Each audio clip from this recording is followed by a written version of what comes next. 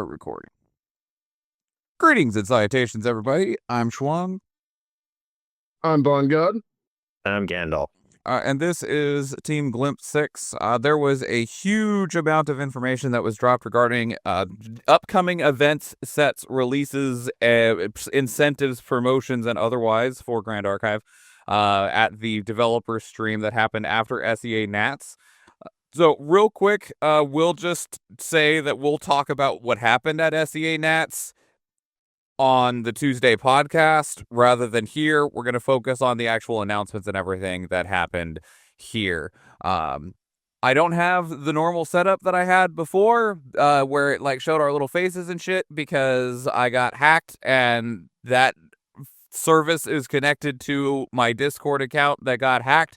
So we don't have the Tonnerus CL Polcock little bouncy up and down guys. So bear with me. I have heard from Discord and I sent them a bunch of stuff and I have not heard from them in 2 weeks. So, yay, Discord's the best. But anyway, I will poke them again and hope for the best or whatever.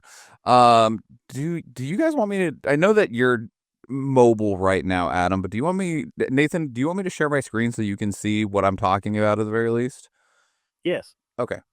I realized that might be helpful. That'd be very helpful.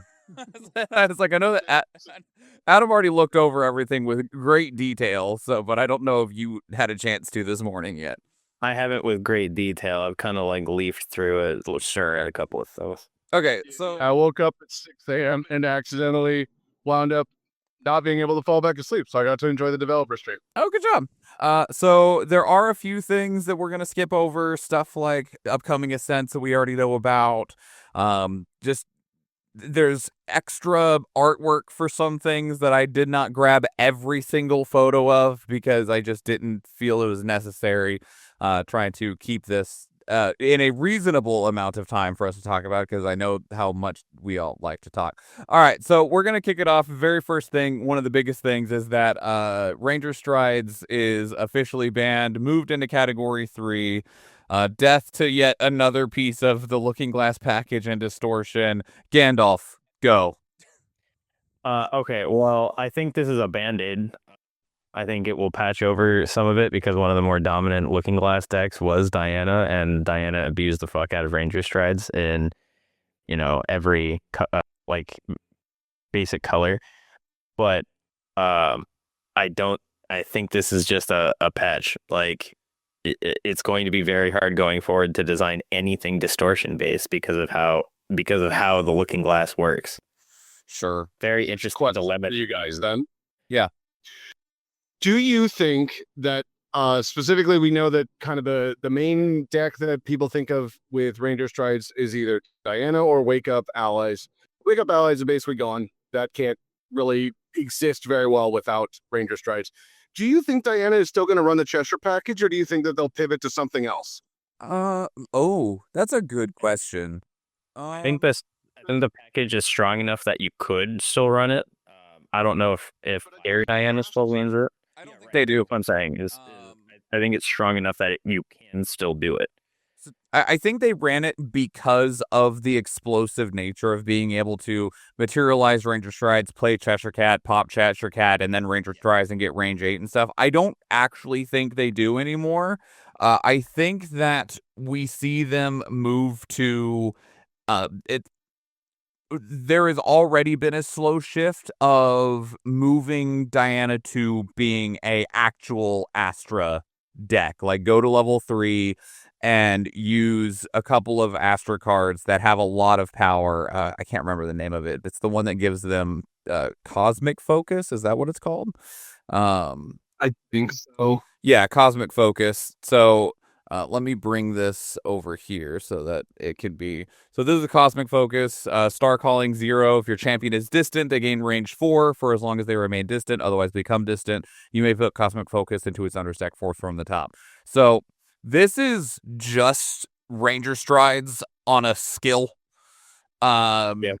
And we've already seen this get used as like an explosive package. And then Commentary Vantage just spiked up to $20 even before the ban happened. because it's a fast spell that lets you glimpse 4, that lets you dig down to see the Cosmic Focus that you already activated. So you can use Cosmic Focus, gain range 4, use Cometary Vantage. You get to choose 2 of these, glimpse 4, activate the Cosmic Focus, and then still be able to draw a card or get the third effect regarding Aether Charges. So this little combo has already been like kind of dabbled with, and I think it'll go farther now. You could technically also run Angelic Channeling to tuck them away and then rearrange them when you get to Diana. I hate everything you just said, but you're right. And by taking out the Cheshire package, you open up the slots in your material deck to go to level 3. Yep. Wait, I think you guys are right. Hold on, I think I'm wrong. Yeah. So you don't need the Cheshire package anymore. That's cool. I do think we'll still see the Cheshire package in Lorraine because Looking Glass is such an easy target for Ghost of Pendragon. And when you're wanting to do some beat down, like being able to materialize the inert sword off of Lorraine level 1 is very powerful. I think if Tamer gets more support, you could still see it played in like Tamer packages, right? Sure, because it is an animal, and Tamer. I also think that you'll still see it in CL because like she's really happy right there next to CL. God, she's happy. Like, hey, you gave me some defense. You make the inert sword bigger. Like, this is great. Like, yep. Yeah. So, but Ranger Strides have finally gone. I am surprised though that with what we've seen from the Nationals, where Water Diana was prominent but not dominant, that they did get rid of Ranger Strides before Worlds. Yeah, I felt that was an interesting choice. Seems like a pretty crazy way to shake up the meta right before such a big tournament. Yeah. Like, okay, that seems like a wild choice. Like really pushing level 3 decks. Well, I think that's ultimately what they want. Because level 3 is cool, right? Like you get to your advanced element, you get to your final form, you get all your ultimate abilities and stuff like that. Like every new player looks at level 3s and go, man, those are cool. And then it's getting to them and still being alive and having the resources to do anything that makes everyone struggle. No, as a Vanitas player, this is fantastic. Yeah, sure it is. All right, changes to Proxia's Vault. Oh God, I'm so happy to see this one. So the first change to Proxia's Vault is a nerf of Clarent Reimagined. It does everything that it did before, except for it prevents 1 damage instead of 2 now. Cool. Like I live a couple miles away, and I think I heard you cheering from my house. Oh man, as a Fire Dash Hand player, I'm like, I was so happy to see this. Yeah, that peaked so hard. Good. That's what I want. I mean, it's still gonna stop Razor Gale, right? Yeah, it absolutely does. It entirely stops Razor Gale, which that was still fine there. Well, and it still does a lot of the things that Lorraine likes to do, because like level 3 Lorraine decks, I think of like Crux, Wind Crux Lorraine right now. One of the reasons that they like to have Clarent, not only to prevent damage, but also it gets some of your swords into your banishment for going to level 3. Yes. So like, I don't think it's going to affect the decks that like playing Clarence very much. I don't think that you're going to see anybody go, oh, this card's useless, now I'm cutting it. Yeah, let's not pretend like Clarent isn't just used to putting more swords in the material deck more than it is its secondary effect. Yeah, and then every once in a while, you will now have to pop 2 of those to stop a Burst Asunder, for example. Yeah, which is much healthier. Yeah, absolutely. I think that's a much better state, and I think that the card's still going to be dominant. It's still going to be incredibly powerful in the decks that are running it, but it's just not invalidating certain burn deck. Well, do we want to use burn decks? Invalidate certain Fire Dao-Chan players' decks. Hey, it is the closest thing to a burn deck, okay? Like, well, I didn't want to speak for you on what you wanted to call your deck. I call it a burn deck because it's not aggro. It's a burn deck. Like, through and through. Okay, the other change, this was a much more drastic change, is a Proxia's Vault card that nobody knows what it did before. which is Reciprocity Dormesia's Call, which was the Regalia weapon for Tonorus that just, like, didn't do anything. So before, it was a 1-cost, 1/3, that if you controlled 2 or more domains, you could activate it from your material deck, which meant that you'd still had to pay 1 for it. And then if you could remove a durability counter, rest it, and negate an upkeep trigger, and then if you have 2 or more domains, you can summon an Automaton Drone token. I've tried to make this work. It doesn't work. The new one is way better. So it is a 1/2. So one less. Yeah, for 0. So it's free now, which is great. You can still get it outside of the material step. You can pay 6 to activate it, but that costs 3 less to activate for each non-token domain you control. So same way, if you have 2 domains, you can activate it for free. So that's great. And then if you're Tonorus and you're level 2 or higher, you can just rest it without removing a durability counter from it, negate up to 1 target upkeep trigger, and summon an Automaton Drone token. This is such a better engine. Yes. This is great. Like, Put Tonorus actually on the map. I don't know if it makes domains real, but it gives them a much better tool to try. Well, just being able to like make an Automaton Drone token for what is essentially free. All you need is an upkeep trigger of some kind between your deck and your opponent's deck to be able to summon drones, which then you don't even need that. It is up to 1 target upkeep trigger. Oh, even better. So you can Oh, you just dry fire it. Yeah, and so you can have lots of like you have a consistent way of spawning tokens, which is a part of multiple game plans that they have. Like it might not make domains good, but you know you can also find a token lid for 0 and keep using it to make tokens. Like for the Creation's Will that changes every token made into a great sword. Yeah, this would be great for that. That's a good bridge. Yeah, it costs you materialization instead of paying 3 or 0 or whatever it is, to activate, depending on how many domains you have. You might just put it into play for 0 and go, I'm going to make a great sword every turn. Yeah. Well, I mean, even if it's like your second turn or something, if you go into Tonorus 1 and have nothing really else to do, you could just drop your entire hand and bring it into play and prep. Yeah, absolutely. If you're not worried about Fracturize, of course, but yeah, well, you can't always. There's answers to everything. Yeah. We have a new Proxies Vault card, which is Endura Reimagined, which I love that we had Clarent Reimagined, and now we have Endura Reimagined. For why, I don't know, but we have them now. So it feels like it's just we felt that these would be good for Entering, and they didn't do as much as we wanted, so we made them better. It feels like that's it. I do like the way that you use the old one to make the new one. Like, I think that's really flavorful and stuff. That said, I'm not sure where this one lands.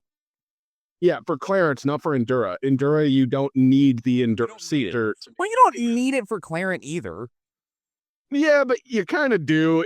Like, you don't need it, but like the way that deck runs, it's so good without it. Whereas, like, Rye could just get enough Enlighten counters where they don't mind not running Endura. Yeah. So Endura Reimagined is a Rye-specific card. It costs 0. On Ender, you may banish a card named Endura, Scepter of Ignition, from your material deck. If you do, put 2 Enlighten counters on your champion. Rye bonus, remove 3 Enlighten counters from your champion. Rest Endura. As a spell, deal 2 damage to up to 1 target unit, and then draw a card. So already, you can just pull 3 Enlighten counters off to draw a card. So all this says is once per turn, you can use those counters to deal damage and then also draw a card. Yeah, and I think that's you can snipe out like a blocker or something, but you could also just target face and ping them out as well. Well, and that's been a thing, I think, for a while, is that Rye has been wanting to use Enlighten counters in ways that aren't just drawing a card. Yeah. And so this creates a little bit of versatility. Well, I mean, and without getting in the way of anything, you still get to draw the card. Yeah, for sure. And it helps you get there even more with the other Endura too, because it gives you the 2 Enlighten counters. There is one thing that confuses me about this, though. Yep. Is that it says, as a spell, deal 2 damage to up to 1 target unit, draw a card. Which, I understand that it says up to 1 target unit, so that you could activate this without a target. Oh, okay. Well, maybe it's so that it doesn't give themselves out. Yeah, so it's just on the card. Okay, that's what it is. Yeah, I talked myself through it because initially I was like, why not just pull the counters off? Like, but I see why. Okay. Yeah, it's to still draw a card through all of it. The other thing that I like about both of these proxy vaults that they changed one and then they made the new one. Both of these cost 0, which means that you can still run reduce to ash and things like that to still interact with this. Sure. Because there's been problems with things like Polaris where like it costs it's ridiculously difficult to remove. Yeah, and it made it actually harder to remove. And they were like, we're going to fix things by doing this. It's like, no, you didn't. You made it harder for aggro decks to blow this up. Clarent costs 2, and it gives itself Spell Shroud. It's invulnerable, is what you just said. That card is impossible. You have to play the level 3 fire card that is a skill. Yep. And at that point, why are we doing this? That's not even a realistic option. No, it's absurd. Yeah. All right. Next, so now we'll actually get into some of the card previews. So moving into Asphodel Paradise, we're going to be starting with the Lorraine starter deck. So Lorraine starter deck is Fire, Lorraine level 1. Again, it's the same as before, but Lorraine level 2, Lorraine Honed Operative. Says, on enter, banish up to 3 cards at random from your memory. For each card banished this way, draw a card into your memory. If that card is advanced element, put a durability counter on a sword weapon you control, and it gets +1 power until end of turn. Dude, that card seems sweet. Like, we were talking about how we were pretty sure that level 2 was never going to, like, see any play, or it was very, very hard to get the level 2 to be better than the original Blade Master, because that one is just so good at just like, you killed a thing and you drew a card. That's pretty darn good. And this one is like, okay, well, you're arcane. We're going to banish some cards so that can help with the arcane feature. You do draw a card for each one, so you can dig a little bit deeper.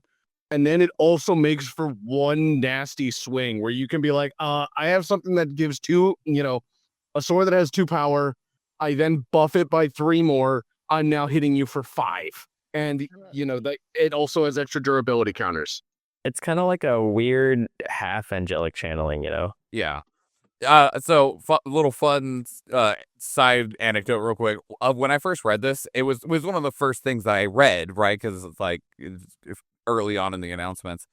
And I was not fully awake, so I read banish up to 3 cards at random from your material deck, and I was like, oh God, oh Jesus, how are you supposed to do this? I was like, how are? Oh, you can banish. You could banish your level 3. Like, what are you gonna do? That's like gonna be like half of what's left of your material deck. This is terrible. And then I read it again. That's a draw couple extra cards. Yeah, I was like, no. It is way better than I thought. I will be like, we'll get to level 3 in just a moment, which Arcane likes cards in banishment. Lorraine level 3 likes arcane cards in banishment. I am curious to see if this is good enough within all of the engines that it works. There is another thing here of that Lorraine level 2 actually interfaces really well with Crux Lorraine's ultimate. Because if the cards you banish are allies, then her ultimate gets stronger. So it actually can even work for Crux Lorraine still, which is just it. I appreciate and admire their ability to make a diverse level 2 that fits into multiple strategies.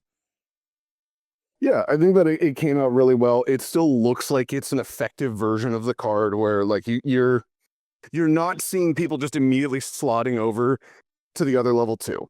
And I think in general, they even mentioned in the stream, people are probably going to run both. They might just run both level 2s and just go with whichever one is. No, they won't. So that's what their claim was. I know that they can, and I know that claim is there. And like, here's the thing. The reason I'm saying outright they won't, there already is not enough space in material decks for... Oh, sure. For like people's main game plans, even. Like most of the time you're like, all right, my game plan is 10 cards of my material deck. What desperate 2 cards am I going to squish into that remaining space? I do not expect them most people to be running both Lorraine level 2s on the chance of value. Like, it's already going to be hard pressed for space. So stay with me, right? Okay. You run it as a wind deck, and you run Stifling Gyre to name Lorraine-owned operative. That way, if you want the effect to go off and have higher chance, you just pay into it so that it goes off and the negate doesn't happen. Or I get the feeling Stifling Gyre, you have says ally. it's an ally. oh, never mind. Just kidding. Man, I was so excited. Ruiner of Joy. Yeah, it sucked. So I will go forward to the level 3, and then we'll go back to the fire. What did I just do? Oh, no. I don't know. Hang on. There we go. So Lorraine level 3, Lorraine Arclight Saber, 28, why did I say whatever. Level 3, Lorraine Lineage, on enter. Put level static counters on Lorraine, and then for each of up to 7 arcane element cards in your banishment, put another static counter on Lorraine. What are static counters? So whenever an arcane element unit deals combat damage to an object, you may remove a static counter from this unit and deal 1 damage to the object that was dealt damage. Notably, all objects that have static counters on them would each individually be able to lose a static counter to add the damage on. So if something hits for 3 and you have 3 objects with static counters, you could remove 1 from each of them and it would hit for 6. Or not, it hit for 6. They would take a total of 6. Yeah. Yeah, it seems like it's a sweet way of making, well, it kind of functions as like a pseudo anthem. Yeah. Like it's not a full anthem, but like it will function in many ways as if it were an anthem. And sometimes you can just go, I'm going to swing at you with 3 creatures. Each of these has 3 counters on them. I'm adding 9 damage. Like that's a crap ton. No. You can only remove 1 per object. Yeah, I know. But if you swing with 3 creatures, each one has 3. You remove 3 times. That equals 9. I feel like with what we've seen so far, at least, that is a magical Christmas land of having that many objects with that many static counters on them. Sure, we haven't seen all the things yet, though. There could be. The reason I say that, most things are only getting like 1 static counter. Yeah, no, that's fair. And it's You don't have to remove them, which is nice. No, yeah. We're nearing that point that I had hoped for of something that just removes counters, like any counters. Like a hex parasite. I mean, we don't have that card yet, though. I know, I'm saying I want it. That's a card I would like added. Well, no, you said we're nearing it as though like we'd seen hints that it was happening, and we have not seen anything. We're the point where I want it. You wanted it from the very first week we played this game. And we're closer. I want it more. We're not closer, you just want it more. We're not any closer to having it. No, wait. Yeah, I know. We should still get it. What's up, Gandalf? I said, no, wait, I think he's onto something. He's not. All right, so some of the cards from the starter deck starter deck cards, a lot of them, real disappointing, but it's starter deck. Tindered Soldier, 1/2 for 2, Warrior Human. Whenever you discard a Fire Element card, if it doesn't have a buff counter, you can put a buff counter on it. So, I mean, you play it, and then you play a Creative Shock or one of the other cards we'll see later, and you now have a 2/3 vanilla for 2. It would be a lot cooler if it was a unique ally so that it could help red hair. But, it's a 2-cost 2/3, right? Because you're going to have either like a hasty go off or a Creative Shock go off or the red hair. Thank you. But I don't know if a 2/3 for 2 is really what you're looking for. People were excited about the Gale's Mare that was a 2/3 for 2 horse, so. Yeah, but how much play has that seen so far? 0. Yeah, I think that it's hard to look at a card that is like set up that way, assuming that the games are going to go to level 3, and be like, oh yeah, I'm so excited. Yeah, right. It's also interesting. That's the hard part. Unique is supposed to be a nerf to certain things, but not having it is actually the nerf in this case. Only if you're fanatic later. Next, we have Ember Slash, a 1-cost attack with 2 power. If you are a warrior, you may discard a card and then draw a card on attack. Okay, that helps the Tindered Soldier. It does, I guess. For 1 cost, that's not bad. No, but we've also not seen many much play of 1-cost 2-power attacks just in general. Like there's a few of these, and I think the only one that reasonably sees play is like Thieving Cut, and that's because it says draw a card. Like, Oh, this no. It does. It does. You didn't care if there was a comma. It does say draw a card. I do care because you don't go neutral with this.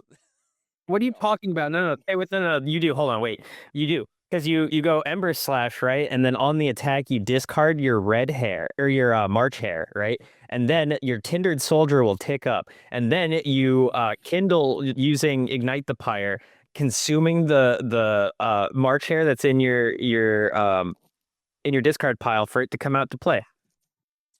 Just to go neutral. Yeah.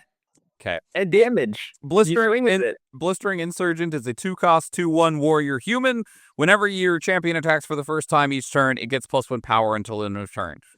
Man, this is almost there. It's cool, but here's the thing: is that like every single ally that has 1 toughness is just bad. Yeah. I mean, yeah, it's also a starter deck card though. Like they've admitted that this is supposed to be some of the most approachable starter decks that they've made. So the fact that it's not an interesting card or like powerful, but it would be good for an intro deck, I think is fine. The issue is that it's 2 costs for only 3 power. Because if we're looking at it like a Peppered Chef, that's 2 costs for 4 power. Well, that has an additional cost on it though. Yeah, Attacking an ally. That's considerable cost. Oh, that's a real cost. There's some pretty good allies that are fine just being in your graveyard. Yeah, Mario. Anyway, for instance. That it's not a cost. Moving into the arcane cards, Conductive Strike is a 2-cost 1-power attack. It gets +X power, where X is the amount of objects you control with 1 or more static counters on them, and has warrior class bonus on hit. You may pay 2 if you do put a static counter on each arcane element object you control. So it has the ability to buff itself. That is not putting 3 of them on all your shit. No, but it can put 1 on a bunch of them. And then you'll immediately lose all of them. This costs 2 and is only 1 damage. That previous card we had was 1 for 2 damage. This is bad. Yeah, see, actually trash. Why would they print this super rare? Rumble Coordinator is a 3-cost 2/4 warrior human with vigor. It has a warrior class bonus. Rumble Coordinator gets +1 power for each static counter on it, and warrior class bonus on death. If there were 1 or more static counters on Rumble Coordinator, draw a card in your memory. So it doesn't get 1 on its own, but it gets stronger the more that it has, and then when it dies, it gets to replace itself if it had a static counter on it. Has vigor too, which is really nice. It really weird. They're treating. I'm intrigued to see if they're going to do static counters in the same way that they seem to be doing power cells, where we've already seen a card that is kind of meant to sit around for a while and give you power cells. Yeah. Or like lose power cells to do effects. So I have to wonder, like, is there a thing where they just kind of expect, every recollection step, you're just going to do a thing to get more static counters? Because if so, that might make some of these cards a little bit more playable, but I don't know if that means that they're actually going to go in any deck. Why is it weird that it has vigor? What does vigor do for this card? No, it's a flavor thing, because it's a regular ass person that's chock full of static. Like, have you tried to go to sleep while somebody's jump starting your heart with a defibrillator? No. Exactly. That thing's gonna fucking wake up. So I mean, yes, but I don't think I'm ready to fight. Next, they had a category called Linked Synergies. We have a whole bunch of new linked cards in the set. So starting out, we see Lorraine's weapon for the set, which is Fulminator Rising Storm. It's a 0-cost 1/3 arcane regalia weapon. It's a warrior sword with Lorraine bonus. It enters the field with level -2 static counters on it. So flat out, like if you're just level 3, it enters with 1 static counter on it. Wait, if you're level 1, I guess you can't get it out at level 1. But like, if there's a way that you can get this out earlier, does that mean that it removes static counters on it? Well, no, because there wouldn't be any on it. You can't go less than 0. You can't go negative counters. Okay. Jovian Hilt X Ultra is a 1-cost Regalia Arcane Warrior accessory that has sword weapon link. So when it enters, you can link it to a sword, and if that link is broken, you sacrifice this object. On enter, put a durability counter on linked weapon. If that weapon has 1 or more static counters on it, put 2 static counters on Jovian Hilt X Ultra. Linked weapon gets +2. So these are definitely just meant to go with one another. So you get the sword, and then you get the Hilt X Ultra, which will make the sword a 3/3 because it gets the +2. And then they both have static counters, so then they'd be able to hit for a total of 5 between the two of them, ignoring anything else outside the vacuum. I think it looks interesting because, like, the other Lorraine level 3 is like, I want to play many swords. And then this one seems to be like, I want to play one sword. So here's the problem that I have with this is that, like, if you were able to get Fulminator with, like, Lorraine level 1, that would be cool, but you're going to have to spend a Materialize to get the sword and then another one to get the hilt. Yeah. Which, like, it's going to be a pretty good hit, but I feel like that we're talking 3 turns before you...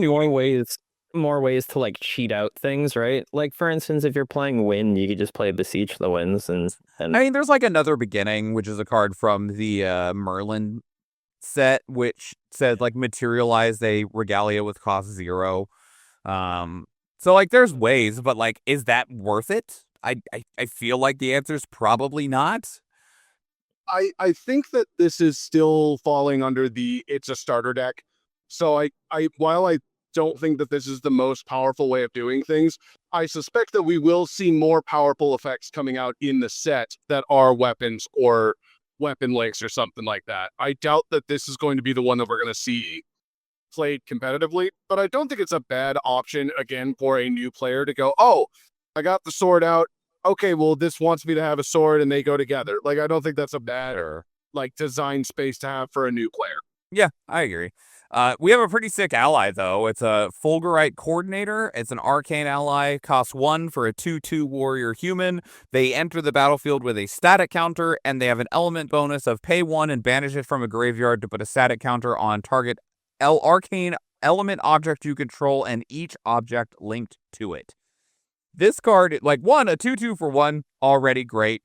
It comes with a static counter, which is great, and the ability to banish it from your graveyard and be able to put a static counter on both the sword and the hilt, also great. Like, that card's sick. And it's not unique, so you can play multiple of them on the field at the same time. And the banish is only 1, so, like, if you play, like, water and mill this and then get to level 3, like, boom, or if you discard it through, like, fire discard, like, this card's sick. I like this card. Fire attack earlier? Yeah. No. Yeah. Utility reaction. We have a reprint of Deflecting Edge. We have a variance on Tempered Steel called Forging Heat. It's a 2-cost fire slow action. Put a durability counter on target sword weapon you control. It gets +1 power until end of turn. Untyped Floating Memory. So it's like halfway between Honed by Fire and Tempered Steel. I think that I would. So there's still one thing I would like on these cards, and I understand why they don't do it, but I wish that they would say up to 1 weapon, because then you could play it in situations for untyped floating memory when you don't have a weapon out, because otherwise they just sit in your hand. I mean, but it's in fire, so you just creative shock it to your graveyard. You hasty messenger it to your graveyard if you want the untyped floating memory. And if you're like, well, I don't have a way to discard it, and I don't have a sword, and this is the only thing I want to do, sounds like your hand is shit and you're losing the game anyway. Like, yes. Yeah. Fair it is. This goes hard with Cheshire Cat and the 2 swords that it comes in with. Yeah. Yeah. Well, remember that Treasure Cat only gets base power, so if you make the sword stronger with, like, Forging Heat or Honed by Fire, it doesn't make Treasure Cat stronger. No, but it allows you to get another attack in. Mm-hmm. And then we have a Rest Lightning, 2-cost arcane fast action warrior skill reaction. Prevent the next X damage that we dealt to target units this turn, where X is the amount of static counters on that unit.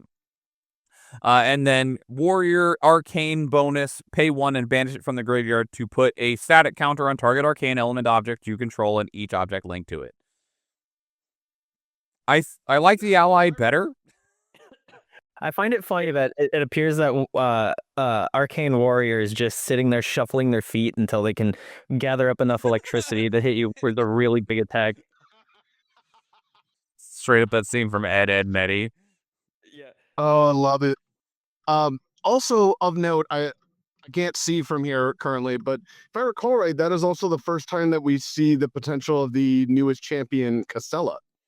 I mean, we saw her in the initial reveal of. Sure, but I think that's the first like art on a card that we've seen, if I recall right. Maybe, I don't know, because like like we saw her with the bike next to Lorraine from day one. Yeah, but they pointed that out during the stream, so I think it's worth pointing out here. Sure. And Arrest Lightning. So they've moved away from, and I think this is a great choice. They moved away from having the level 3 CSR be in the starter deck, and instead there will be a main deck CSR that is in the starter deck, and the level 3s will just be in the booster packs. Which I think is great because like Arrest Lightning is a cool card, but it's not a champion CSR. It'll be less cool for new players it'll still be cool for new players to open, but I think this will disincentivize people from buying 100 fucking starter decks looking for the level 3 CSR. Yeah. Exactly. Because like you can't realistically buy some of the older starter decks because they've all been fucking ripped, and it wasn't because we were selling them to new players. That's true. I mean, sadly, yes. I ultimately agree that it is a good idea. They just have to make sure that they don't have a card in the starter decks that is so ungodly broken, you know? Gundam, is that what you're referencing right now? I mean, listen. Yeah, I think that Carlos may have just pulled that card, but we'll move on from that later. And then so we do have CSRs of Lorraine level 1, 2, and 3. So just they will be in the booster packs. It is the same art as we had before. Well, not as before, but it's same art as the regular card, but extended art. Which is cool. Like this one. This one's good art. Yeah. I agree. I'm looking forward to hopefully maybe pulling one of those. All right, over to our poor Dante Hemomancer. Let's talk about his starter deck. So his starter deck, Hemomancer. we already know he's going to be Hemomancer. He's going to be level 1. He's going to be Water Mage in his starter deck. So his level 1 is on enter, summon an Elysian test subject token. What is a test subject token?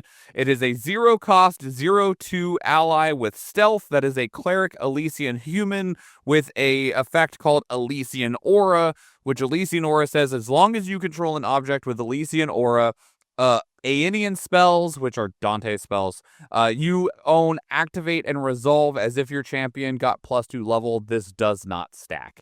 So as long as you have one of these, you are you effectively have +2 levels permanently. It's kind of sick. And it doesn't count as an upfill. Fireball.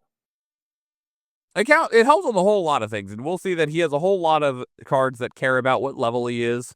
Yeah, so I mean, I do appreciate though every time I see a champion that says level 1 get a thing, I'm like, okay, we are seeing what level 1s should do, which is develop. Level 1s develop your board state. Yeah, I agree. Already wanting to try him as a fire deck. So going into some Aenean and Elysian spells. So Aenean Ward is a 1-cost fast action cleric mage Aenean spell reaction. I love that Weaves of the Shore just gives 0 shits about how many subtypes they slap on a card. There's like, fuck it, 8 words in the fucking type line. Just combine cleric and mage by now. Just let's do it. Prevent the next 2 damage that we dealt to target unit this turn. Class bonus level 3+, draw card. So this is awesome actually. If you are level 1 and have your little test subject, this already just says prevent 2, draw a card, which is just solid, right? Like that's solid. Is this good enough for Dao Chan? In the stream. Probably not that one, but the other one is the one that will be coming up later.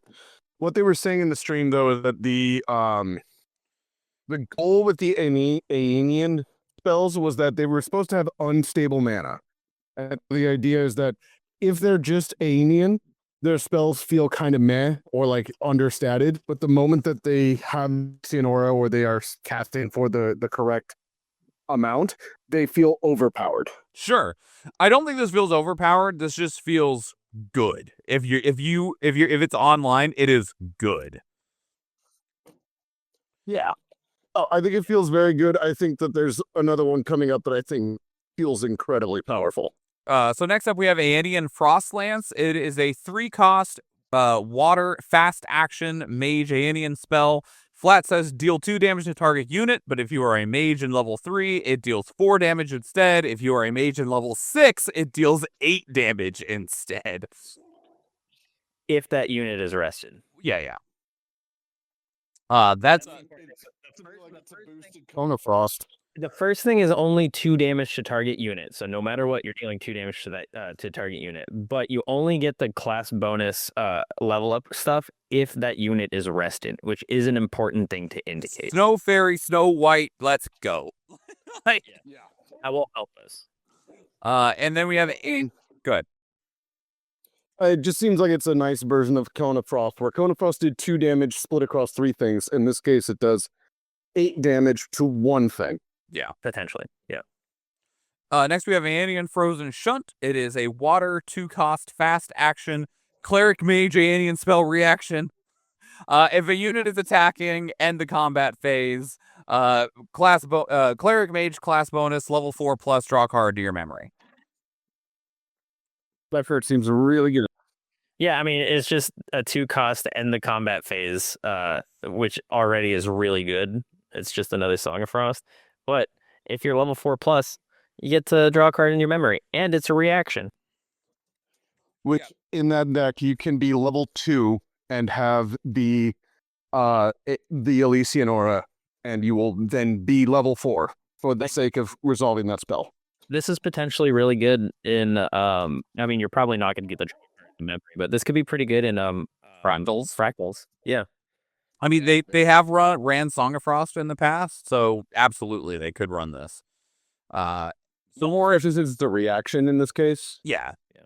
And I mean, at least water fractals, like, they don't use the reaction part of they don't use Dao-Chan's ability a whole lot, which is why we've seen some water fractals go to Arisana or go to Alice, because you just need to be cleric. And the Dao-Chan part wasn't heavily needed. So, yeah. This was like a pretty good counterspell. Next, we have Epicurean Institute. It's a 1-cost norm 3 durability siegeable domain. And it says at the beginning of your recollection phase, sacrifice it and draw a card. And when it is destroyed, summon an Elysian test subject token. So this is I like the balance here of no matter what, you're going to get the test subject token. Because if they attack it and destroy it, you still get the token. But if they don't attack it, then you get a card. Like, it replaces itself. And so, is this one of those upkeep triggers? No. It's not an upkeep trigger. No, it is not an upkeep, because that's a keyword. Okay. So just, hey, I'm going to play this. You could blow it up pretty easily if you want to, which means you're not hitting me, which is nice. But if you don't do that, then I get a card for free. Yeah, it effectively asks, would you rather deal 3 damage to your opponent or let them draw a card? Yep. Next, we have Gencode Womb, which is a Regalia, a norm 0-cost mage artifact that only does anything if you're Dante, because it has a Dante bonus of pay 3 and banish it. If you don't control an Elysian object, summon an Elysian test subject, or draw a card in your memory. So if you already have a test subject or an other Elysian object, cool, you just get a card. If you don't, cool, you now have the Elysian test subject to give you that +2 levels. Yeah, no, I think this is pretty good for Dante specifically. I am curious how often, though, you'll be like, damn it, I don't have an Elysian object, and I don't really want one. I'd much rather have a card. Yeah, you do run that risk. Which I guess is a form of balance to make this not another, like, generic back charger, you know? Yeah. Next we I have think that's a better design space. yeah, a little bit fairer, you know. Yep. The rough thing about this though is like unlike Prism Spire Scepter for Lorraine, where people have just been using it as like a cheap alternate backup charger. This doesn't do anything at all if you're not Dante. Yeah.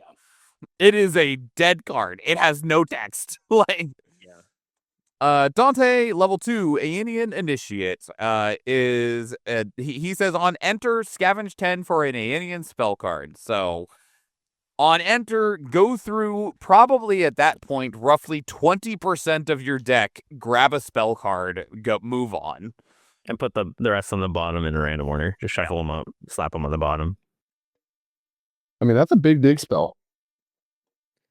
Yeah, I mean we've seen how good a bandit is into nothing else but another potential bandit. Like you can whiff completely and still just be like, oh whatever, let me just keep going.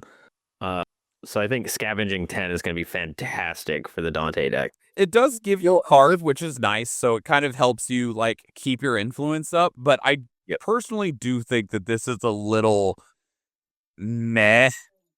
It's a little. Yeah, I'll give you that for sure. I do think though that there could be an interesting.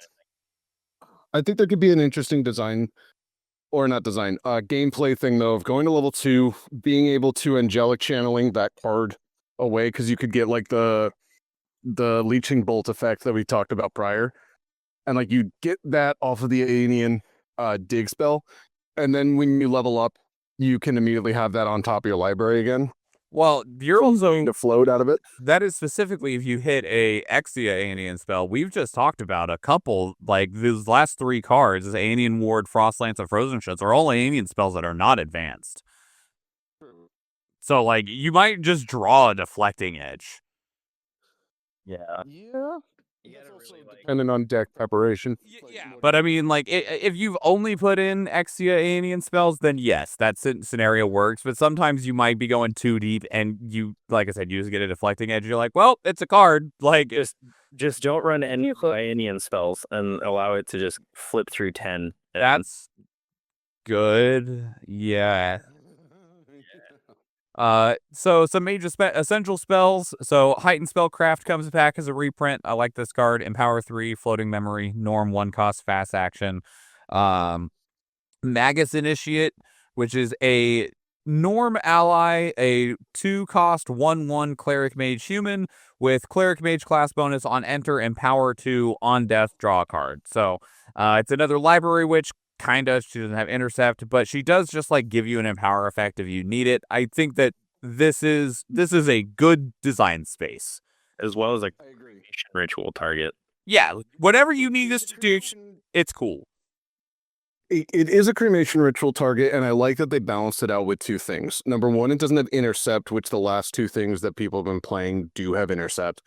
And then the other thing that it does is it makes it so that you don't want to immediately cremation ritual because you might want to empower. So not every time will it be played just a cremation ritual. Sometimes you'll play it to empower a fireball or something. Oh, but not only that, but you can swing in for 1, and a lot of people just like, they'll clear a 1/1, sure, but they might not clear a 1/1 if it gives you a card. Do you think that with cards like Magus Initiate, that we will see lower level fireballs be sent out? Because you could go to Dante level 1, get the test subject, play a Magus Initiate. You are now effectively level 5, which means fireball shoots for 6. That's not nothing. And then you peppered chef so that you could draw a card and still get in for another 4. I don't know if you hit with the text works. Yeah. Can you heighten spell then play the Magus and get both empowers? Yes. So you can go up pretty high.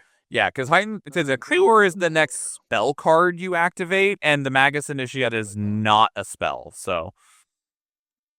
Yeah, so and they're not unique, so you can chain them together, and then you use your cremation ritual. You could also Magus Initiate into Heightened Spellcraft. Spellcraft is a skill, not a spell, so it doesn't eat your empower. Yeah. I think this is a great part for specific decks. Oh yeah, Milo? Milo's loud boy. Sorry. Those are opening as a freak out. Next up, we have Keen Tidebinder, which is a 3-cost water ally with 1 power and 3 toughness. Mage class bonus. Whenever you empower for the first time each turn, it gets +2 power until end of turn, and mage class bonus of floating memory. I think this is a starter deck card to use this for. Yeah, it's a fine card, but it's not going to see. It's unlikely to see competitive play. But for the sake of a starter deck, it's a cool synergy, so people can just be like, "Oh, this is how this works," because you still have to have allies in a starter deck. Yep. Yeah. Now we get to the Exia stuff. So Dante level 3, Dante Hemomancer says whenever an empowered spell action source you control deals damage for the first time, you may recover 2. Pay X and rest him, deal X unpreventable damage to Dante, and empower X. X can't be 0 or greater than 4. I think that's sweet. Notably, Crow is not immortal. Yep. Nope. It's a full-on gamble. You are. But the thing that they had talked about in the stream that I think is of note is the way that they kind of want him to play is that you empower him during your recollection draw, and then during your main phase you do powerful stuff. That was the design space they wanted him to be in, which I think between this and how they wrote the Leeching Bolt, that I think they did achieve that goal if that's how they want the gameplay to go. Doesn't mean that he won't just die to getting domed for 3 because he's almost dead, but, it did achieve that base goal that they had mentioned. So I also want to take note that Diamond in the Rough is a mage spell that says draw a card and empower 1 until end of turn whenever you activate a suited spell card and power 1.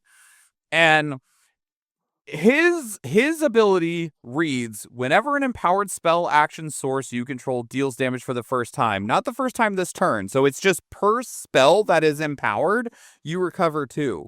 So you could do Diamond in the Rough into like 4 diamond bolts. Bolts of diamonds. A bolt of diamonds and recover like 10. Yep. Yes, you can. Oh shit. And the way they wrote it specifically was to get around somebody playing like Burst Asunder and then recovering all of the Burst Asunder damage. That's what they were trying to avoid. Or even like Cone of Frost, right? Like he's a mage, you empower Cone of Frost. Cone of Frost deals damage 3 times. You don't want that to say deal 6, recover 6. That's what Hemoplex Drain is for. Well, and they also were talking about how good Nascent Blast will be with him, potentially. Mm-hmm. Because you just deal 3, recover 2. This goes back into my memory. I'll do this again next turn, probably during my recollection step. Well, I mean, that's a good point because we've seen with just Luxem Xander, your opponent having 1 Luxem Sight fucking sucks, dude. You're recovering 2 every turn. Yeah. God damn it. Yeah, and now this is at the beginning of my recollection. I will pay 1 to deal myself 1 damage so that I can empower 1, shoot you for 3, recover 2, so I netted 1. This goes back into my memory. I'm going to do it again next turn. And if you have the book, you can empower 1 for free. As you just use Tomb of Sorcery or fucking Mnemonic Charm, right? Yeah. But the point is that it does the same thing. It feels like you're getting both the Lightweaver's Assault and the Luxem Sight in 1 reveal. The only difference is that they're actually paying for it, which feels so much more fair because when your opponent just has those in hand, when you're playing against Luxem Xander, you just kind of cry unless reveal my memory, draw a card, pass, reveal my memory, draw a card, pass, and you're like, this is fun. I love this. Yeah. We already talked about Hemoplex Drain. It's just the Leeching Bolt. Next, we have Blood Surge, which is a Exia 2-cost slow action Mage Aeonian spell. If you're a mage, draw a card. If you're level 5 or higher and have 10 or more damage, draw an additional card. If you're level 9 with 20 damage or higher, draw a card. Until end of turn, you can't draw cards. So potentially, it's draw 3. I think that's Magical Christmas Land. So I agree. It's not doing damage, so even if you're, but it is a spell, so you're empowering it. Yes, your empower goes away, you don't get to recover off of it, and being at damage 20 plus while having only 25 health is You see. Right. You see. We haven't went to the next slide yet. Just based off of what we have here, it does feel kind of iffy. Yeah, I agree. Now, here's the thing, though, is that, like, 10 damage isn't unrealistic, and at level 3 with one of your test subjects, you are now level 5. This says pay 2, draw 2. Like, Yep. Getting the third one... You can't draw cards anymore. Yeah, the third one's going to be a little bit harder, but I think getting the second effect is very, very reasonable to achieve. But it does hinder you, though, by not being able to draw any more cards for the rest of the turn. I think you're okay with that. Yeah, it's also slow though, so you're not doing it in your pre-rec and you're after doing it parts. You've probably drawn most of your cards at that point. Yeah.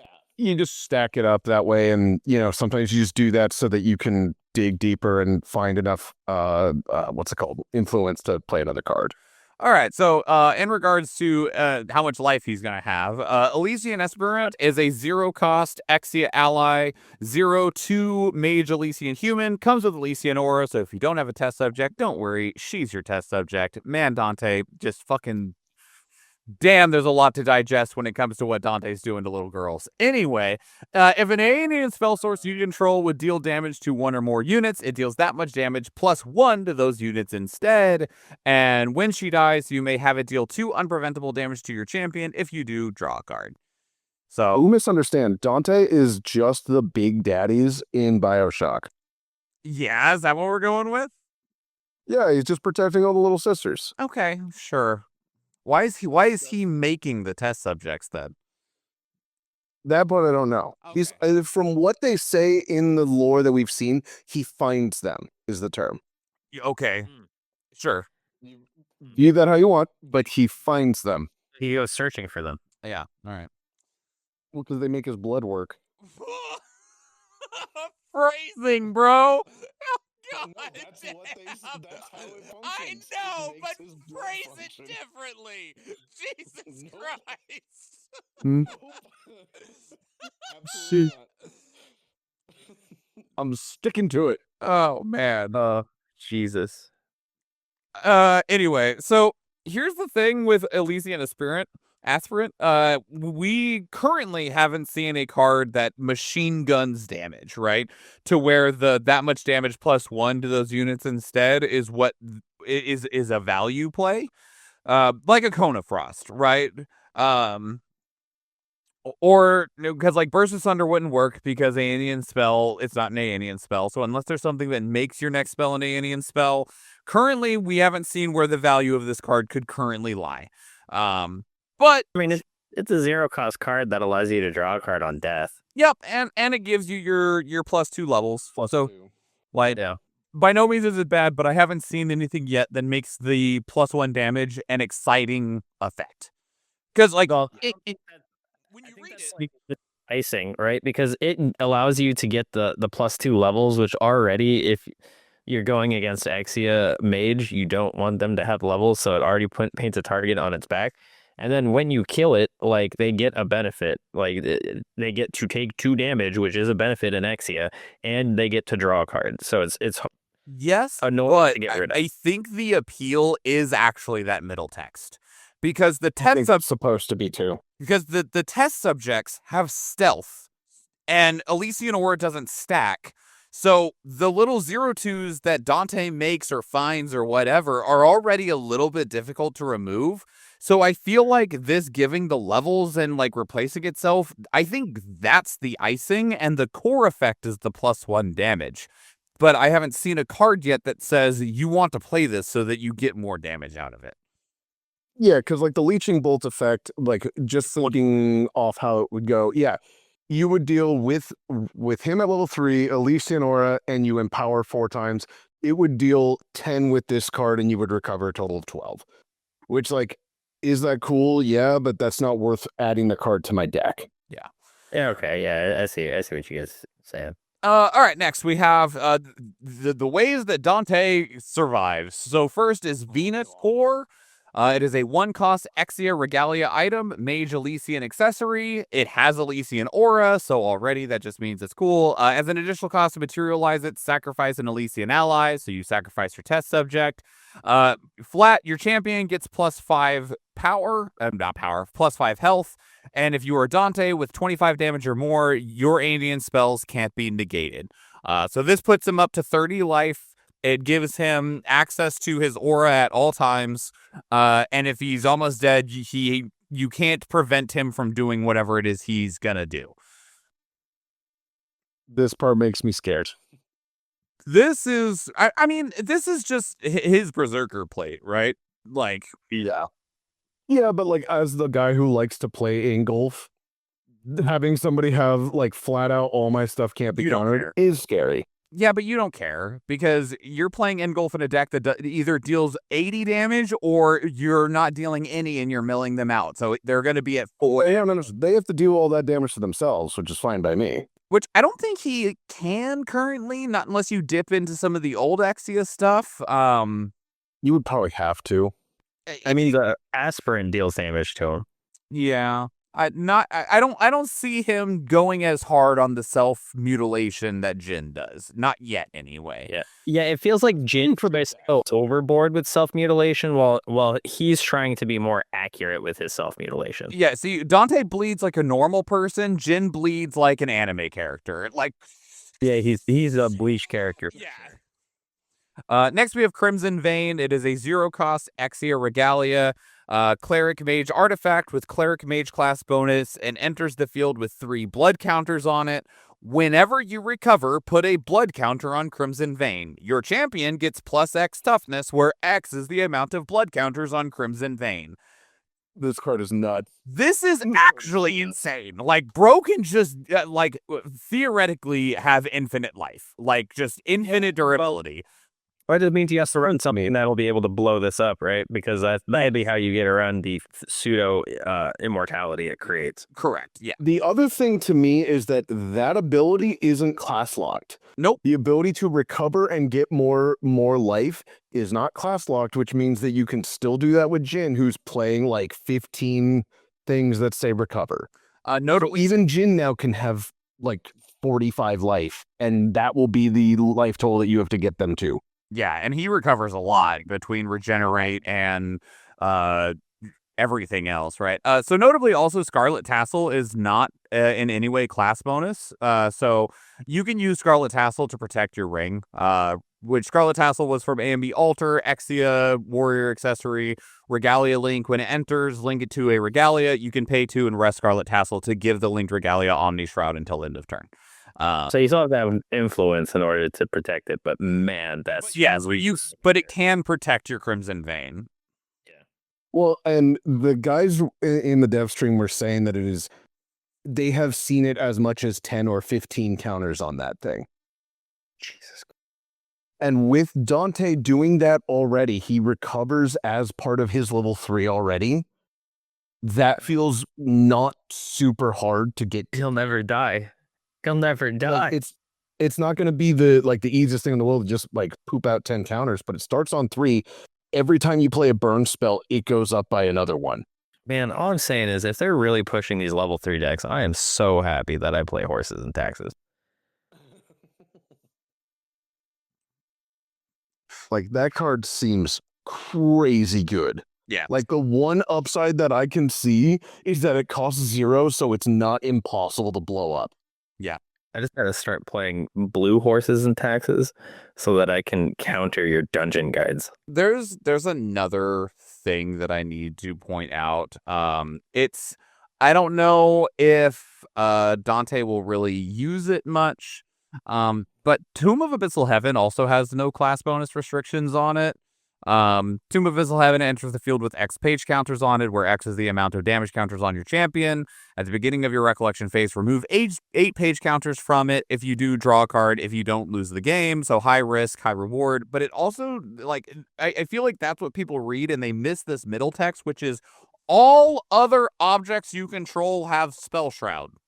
Flat. Yeah, that's pretty good. It does cost 1, but yeah, it is very good. Well, and it being a mage book means that you can run things like Zhou Yu to like bring it out if you want. Like Cheat the book out. yeah, you can cheat the book Which out. allows you to also play Art of War. Yeah, like there's synergies here that do exist in a meaningful form. Absolutely. All of the mage books. Yeah. All right. Okay, moving on. So some more stuff. Frostbite reprint. Memory Invocation is a 3-cost fast water action cleric spell. As additional cost to activate this card, banish a card with floating memory from your graveyard. Draw 2 cards. Unfortunately, it's not a reaction, but this card's cool. It technically goes neutral, all things considered, because it replaces itself, and then instead of using your floating memory to save you a card for materialization, you're using it to draw a card out of your main deck. So it doesn't actually plus you. it's like the Crystalline Archer / Frostbind Paladin bracket. Like Yeah. it gives you Well, and your floating memory. one of the things that they had mentioned in the stream also is that when they lost in thought in the game, this is kind of a card that they wanted to bring back, where it can be, my opponent has decided to banish a card from my graveyard using a raccoon, and I go, okay, you target that one, cool, get rid of it, I'll draw 2. Sure. Yeah. I also think for decks that pretty heavily self-mill, like Genbu, that have a lot of floating memory, or Nico that have a lot of floating memory and don't always have a way to use it right away, this is another tool that they could consider. Because like I know that like with Ravaging Finale or with Stratagem and Myriad Ice, there is part of your floating memory is also part of your win con, but that doesn't mean that you're in a position where you're like, well, I can't use it because I might need it later. It's like, no, if I need cards, I'm dying. Like You still use it, I mean, all the time, because I mean the deck, like Genbu tends to run like 21 to 24 floating memory, and each one deals 3. You can lose a couple of them along the way. You can lose 4 along the way and still get there, because you also self-mill to get more of them anyway. yeah. Next, It's not a big cost to lose 1. no, I think I don't know if this card will be played, but I do think that it is a pretty good balanced design space. Spell Shield Exia is next. It is a 4-cost Exia fast action cleric mage spell reaction. If you are a cleric or mage, it costs 2 less to activate. And the next time damage would be dealt to your champion this turn, prevent that damage and recover X instead, where X is the amount of damage prevented this way. Jesus Christ. Hey, that could give you +1 Leg counters. Yeah. Also, just man, I don't care what you do. Like, I'm gonna fucking demolition you. Cool. I'm gonna gain 3 instead. Damn. Please don't. Dude, as somebody who does play Genbu, and I'm just thinking of like the one turn that I just go, well, I have to go for it. Swing at you for 30 with my Genbu, and they go, awesome, thank you. Recover 30. Notably, also, while you don't get the cost reduction on it, Jin can run this. Yeah, so we all know that Jin has had such a problem with having influence and cards, and Seething Intercession wouldn't help with this card at all. Seething Intercession solid reduction. That's bullshit. Every time I play as or against Seething Intercession, I'm like, how the fuck is that card fair? Like, it doesn't. It's the most unfair feeling fucking card. Yeah, I played against somebody on Tuesday who was playing that deck, and I went, I should be okay. He's got 4 cards in hand. At the start of his turn, like on my end step, he had 4. On the start of his turn, he had 10 because he had the ability to do double Seething Intercession and then drew an extra card. And he's like, all right, I'm gonna materialize my Schwanji, and I'm gonna draw a card, and I'm gonna take 3 damage from my Berserker Plate. I'm gonna draw a card that puts me to 21 damage. I'm gonna pop my Chalice of Blood. I'm gonna draw 2 cards. I'm gonna untap and draw. I have 8 cards in hand and 6 in fucking banishment that I can play at any time. Gargle my dick. Like, yeah, you got it down. That's basically what happened. I know, I've played the deck enough. Lawful. The CSR for Dante's starter deck will be the Leeching Bolt, Hemoflex Drain. It's fine. Like, I think it's good art. It's a great art. I will admit I'm not super excited about the cards they chose for the main deck CSRs for the starter decks. I would have Yeah, they have. I was like, I would have rather see like the ring or the necklace or something for him, right? Oh, sure. You're saying a material deck card. Yeah, like give Lorraine her sword, give Dante his necklace. Like neither That would have been cool. neither of these cards am I like stoked about, right? No, but I do think that card is likely to get played. Yeah. Okay, so Dante's CSRs are also in the booster packs for Asphodel Paradise. They all look incredible. His level 3 is so fucking sick looking. Dude, yeah, I'm fine. No. So now we're going to move into some previews of the main, like, actual booster pack cards. We got shields, baby. Keyword link shield. We got a shield in each base element, fire, water, wind. They all cost 3. They all have ally link and link shield, which means that if the object would be destroyed, remove all the temporary damage from it and destroy the shield instead. Which is kind of interesting. It's more interesting than we've seen other shields do, of like, hey, if this would die, the shield dies instead. Fire says when it enters, draw and discard a card. Water has floating memory. Wind gives the linked ally vigor.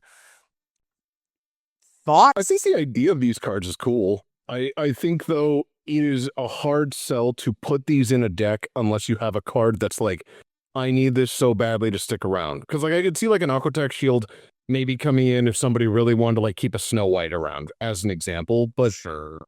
a lot of decks don't, from what I've seen so far, don't expect their cards to be around for too many turns. You're usually getting a couple of turns out of something and then it might go away. If not, you're probably winning the game. Aquatech shield, like, water is very defensive. We got a whole bunch of fucking taunters and interceptors in water. Putting this on a Frostborn Paladin is annoying. You know, like, that's So let's do that. Don't worry. I I think for flame tech shield, right? You also get the thing that you can sack a shield to burn for damage. shield fragmentation. Yeah. Yeah, it's really bad, but I mean, you get your benefit from the shield already, right? You might as well. This does make that better. It really does. Shield fragmentation, it's fast, isn't it? That's one of the big differences between it and Blazing Throw, is that it's fast. So you can have shield fragmentation, and if the ally is going, like, if the ally's going to die and you don't care about the ally dying, you can use shield fragmentation to be like, well, I don't need to save that ally, but I'll throw 4 damage at you instead, right? Yeah. Well, and I could see a combo turn where like, and this is not an ideal situation, just one that's popping into my head, which is one could play an Arthur, have it become immortal, and then you know that it's going to die soon after. So the next turn, you play like a horse and a flame tech shield to keep it alive a little bit longer. And then on the turn that you think that you're going to kill them, you can shield fragmentation the shield away. Sure. Yeah. I can see that too. Yeah, we'll see. I'm curious to see if we'll see like more shield support, you know? It'd be great. That's that it's 3 cost, but it's a little expensive, yeah. So subtype Veltec, there's, the different companies that we've already talked about a little bit. So starting out, we have Veltec Gear Hoarder, a norm 3-cost 1/3 ally who's a guardian human. They get +1 power and toughness for each Veltec item linked to it. Which I believe, outside of the one on the other side of the screen that we'll read in just a moment, I think we've only seen that one so far. Of what else? Well, was that Shield Veltec? The shields are all Veltec. The shields are all Veltec. Okay, so there's at least 2 currently that could fit into there. Well, and that feels like a classic. I mean, in terms of my brain is going to Magic, where like there are cards that get pumped by how many auras are on it or what have you. And this feels like that, which is never a bad strategy to have available to people. Yeah. Next we have Valtech QA Tester, a norm ally, 3-cost 2/2 warrior human. On enter, the next Valtech item card you activate targeting Valtech QA Tester this turn costs 3 less to activate. So if you're gonna play the shield is free. The boots we're about to read is free. We'll see what else gets eventually revealed, but it does mean that like she just kind of gets to come along with her own equipment if you want to. I mean, she's like normal, so it doesn't have to be just wind based off of just the boots that we see, Yeah. Well, I mean, she could use the water or the fire shield, but I believe besides these boots, these boots are the only other piece we've seen. But we'll see if I'm forgetting something on the other slides. Which, speaking of the boots, so the boots, Stride Tech W are 2-cost wind items, Assassin Veltec boots with ally link. On enter, if you control the linked ally, draw a card into your memory. So they replace themselves, and then pay 1 and sack them to return the linked ally to its owner's memory. So in a way, you can use them to, like, remove somebody else's thing if you want, or protect your own thing. So like you could play the Valtech QA tester, play these for free because they target her, they draw you a card, so they replace themselves. And then if you wanted to protect her, like if she's going to die, there's not a good reason not to just pay 1, sack them, because they're going to die anyway if she dies, and put her back in your memory. So there's a little bit of like synergy here.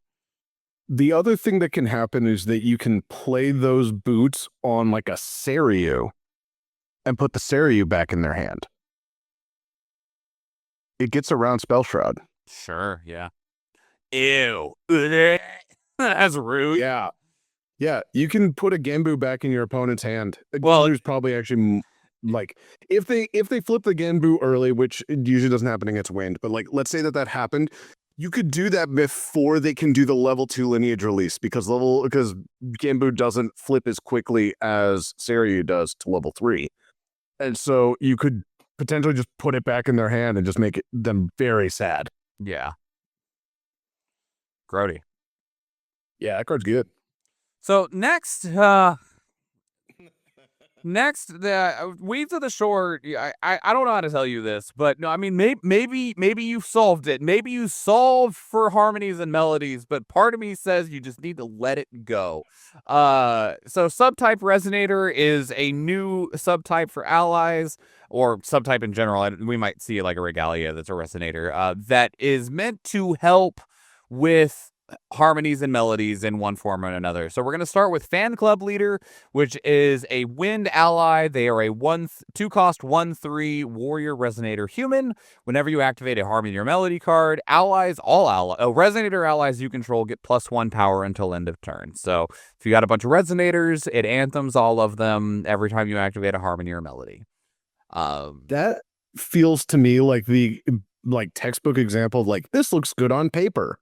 Like, it's an anthem in a game that doesn't have a whole lot of anthems yet. It's like they're just now expanding anthems. And like on its face, you're like, oh, that looks good.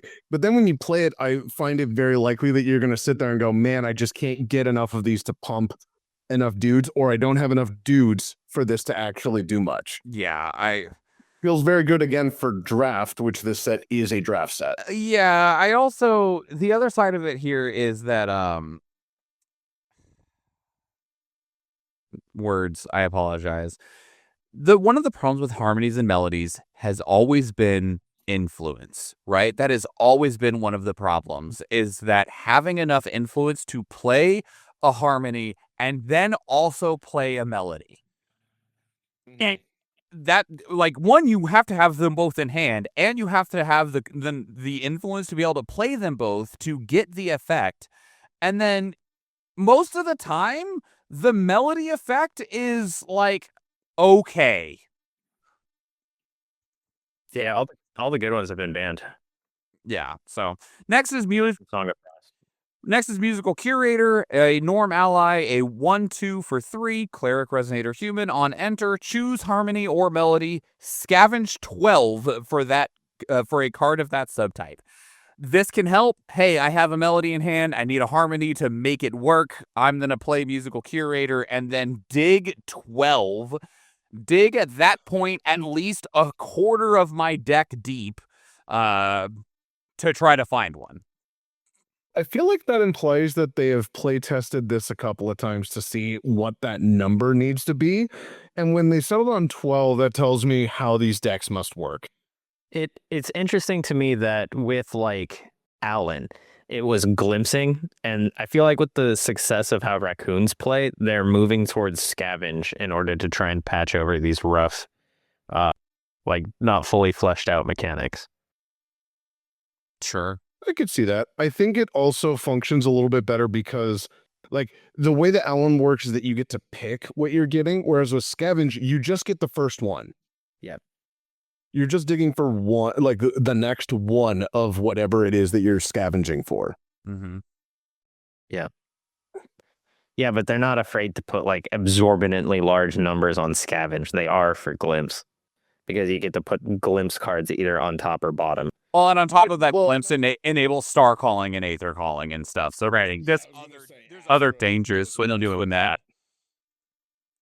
So it feels like scavenge is like the band-aid solution to glimpse because glimpse feels a little powerful in some regards. While scavenge is like it's still a powerful mechanic, but it's only as powerful as how deep you can scavenge. Yeah. Next, we have Music Aficionado. It is a wind ally. It is a 2/3 for 4 warrior resonator human, and as long as you have activated a harmony or melody card this turn, it costs 3 less to activate. So it is straight up just acolyte cultivation, but for melodies and harmonies instead. I really would also was just straight norm. Sure. Yeah. This card, yeah, it would be really good if it was just norm. But this card, I do think, if that is a deck that is going to happen, I do think this card will be really good because, like, Acolyte Cultivation already has some decent play. This, you can play a harmony or melody during your recollection, pick up your cards, start your turn, drop 1 or 2 Music Aficionados for 1 each. That seems like it's pretty powerful, whereas beforehand you had to, like, I can tell you from Asia. playing acolyte cultivations that can feel very powerful. Yeah, exactly. Oh, sorry. Yeah. Acolyte says spell, not Fantasia. Correct. 2/3 It's for just that again. a 2/3 for 2. I'm like, A 2/3 for 1. I'm like, yeah. Yeah, that's some game. That's some power there. Like we're doing things. Bell harmony melodies are there so that we can play all 8 of these 1-drop 2/3s? I actually have A few. Most of them are. No, they're not spells. They are melodies or harmonies. Duh. I've got a couple of test decks for wind harmonies and melodies sitting in a dungeon GUI somewhere. I'll dig them out. So looking at this though in a vacuum, I do think that what they're trying to do, because one of the things I don't think that people talk about very much with Weebs is that I don't feel like Weebs very heavily designs sets. I feel like Weebs designs decks. And then they put those decks into sets. And what I am seeing with at least this slide is they're like, damn, we really want melodies and harmonies to work. We will just make a wind specific harmony and melody deck. It's also interesting to note that they're not tamer cards because like all of the previous like harmony and melody stuff are tamer, and these are all like shores and clear. But they're also not class bonus. That's true. I also think that makes them good for draft. I think that's another set of cards that could be good for a draft set, which this is. Yeah. Next is new automaton support. One of these I'm very excited about. So first we have Overcharge Droid. It is a norm ally, 2/3 for 3. Tamer, Discorp, Automaton, Wolf, and as long as you control 2 or more Power Cell tokens, it gets +1/+1. So it is a 3/4 for 3 if you have 2 Power Cells. It's a guy. Yeah. So 4 for 3 is not terrible. It doesn't have any of the keywords that we like to see. But I mean, if you're already a Power Cell deck, that can be pretty sweet. Again, in draft, a 3-drop 3/4 is going to be horrifying. I don't think we're going to see that in like too many competitive decks, though. It is tamer, so there might be some like tamer thing that benefits it as well. I am still of the mind, like we talked about before, that we already know that Neos is the 3rd advanced element that is going to be present within the block, Asphodel, Paradis, and whatever the second set is called. Yeah. And there has been already some automaton tamers in the past, like a mechanized monstrosity or whatever it's called. And we have some Neos tamer cards already. And so I think that whether it's Casella or whatever her name is, I think it will be a Neos tamer. This is a huge benefit for fire tamer wolves, where you play like the alpha wolf and then the dire wolf thing with the tamer class bonus to get 2 dire wolves for the turn. the harmony, I think it is. Or it might be a melody, but The synergy is the word you're looking for, but yes. oh, I'm saying that the card is Yes, Dire Requiem is a harmony, I think. But oh God, anyway, Firewolf Tribal could be a thing. no. Firewolves sounds like a great name for a mech like style deck. Cellforger Druid is a wind ally. They are a 0/2 for 2. Guardian Discorp Automaton. On enter, summon a Power Cell token, pay 4, and rest them. Summon a Power Cell token, rested. I love this guy. This guy's great. What's also great about this guy is this guy says, turn 1, get 2 Power Cells. That's true. That Like, is true. I have 7 cards. I'm going to play him, get a Power Cell, pay 4, put my hand down because it's turn 1, rest him, I get another Power Cell. Like, just If you So don't want to play something File, else of note. it's your overcharged droid. You also like I don't. This would require a lot of influence for what I'm about to say, but you could play this dude and then put the ally link shield that gives vigor onto it. man, this And you would then have up to 2 power cells because you could do one on your turn and then your opponent's turn. You sure could. No, wait, you would have to have more than that because this costs 2 to put down, so that's already 3 cards out of your hand. So you're Oh, I know. I'm not saying on turn 1. I'm saying over the course of a game. This is a crap ton of influence. Man, I love this goldfish that you're playing against. That's great for Pantheon. But yes, you're absolutely good. Yeah. And then we have Gray Lupin Droid, which is a Norm ally, 2/1 for 2, Tamer Discorp Automaton Wolf with True Sight. And if you are Tamer class bonus on enter, you may sacrifice a Power Cell. If you do, put a buff counter on it and draw a card to your memory. There's that Tamer. There's that Tamer Automaton that I was talking about. And this is great. It says, hey, make this dude a 3/2 for 2 and draw a card into your memory. Do shit with your Power Cells. This feels like another like a fixed version of Crystalline Archer, Sure. Yeah. where like and Grant, you only get the one, but like you can still get like a 3/2 and then you draw a card, but you draw a card into your memory, so you don't get it right away.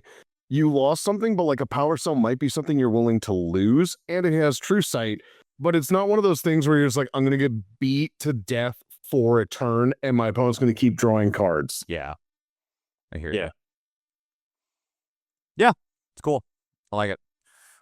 Next, we already talked about Cascade a little bit in the last podcast because of Sinon, but we got some new Cascade cards, one of which, again, I am very, very excited about, and it is the first one this time, which is Revitalizer X Ultra. It is a water item that costs 2, Cleric Veltec Solvent, Rest Cascade. First activate, recover 1. Second activate, recover 2. Third activate, sack it, recover 3, and draw a card into your memory.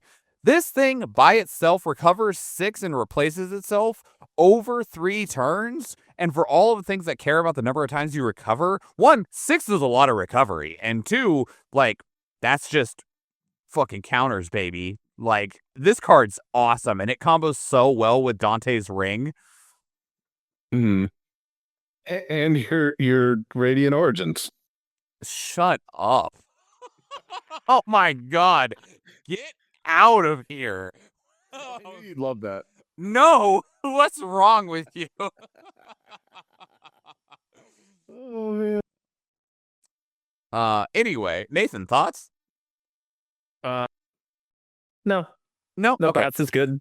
Bedlam Burrow is a 2-cost Norm domain. It is a siegeable domain with 6 durability. Pay 2 and rest it to Cascade. On your first, second, and third Cascades, you summon a Power Cell token rested. On your fourth Cascade, you sack it and draw a card.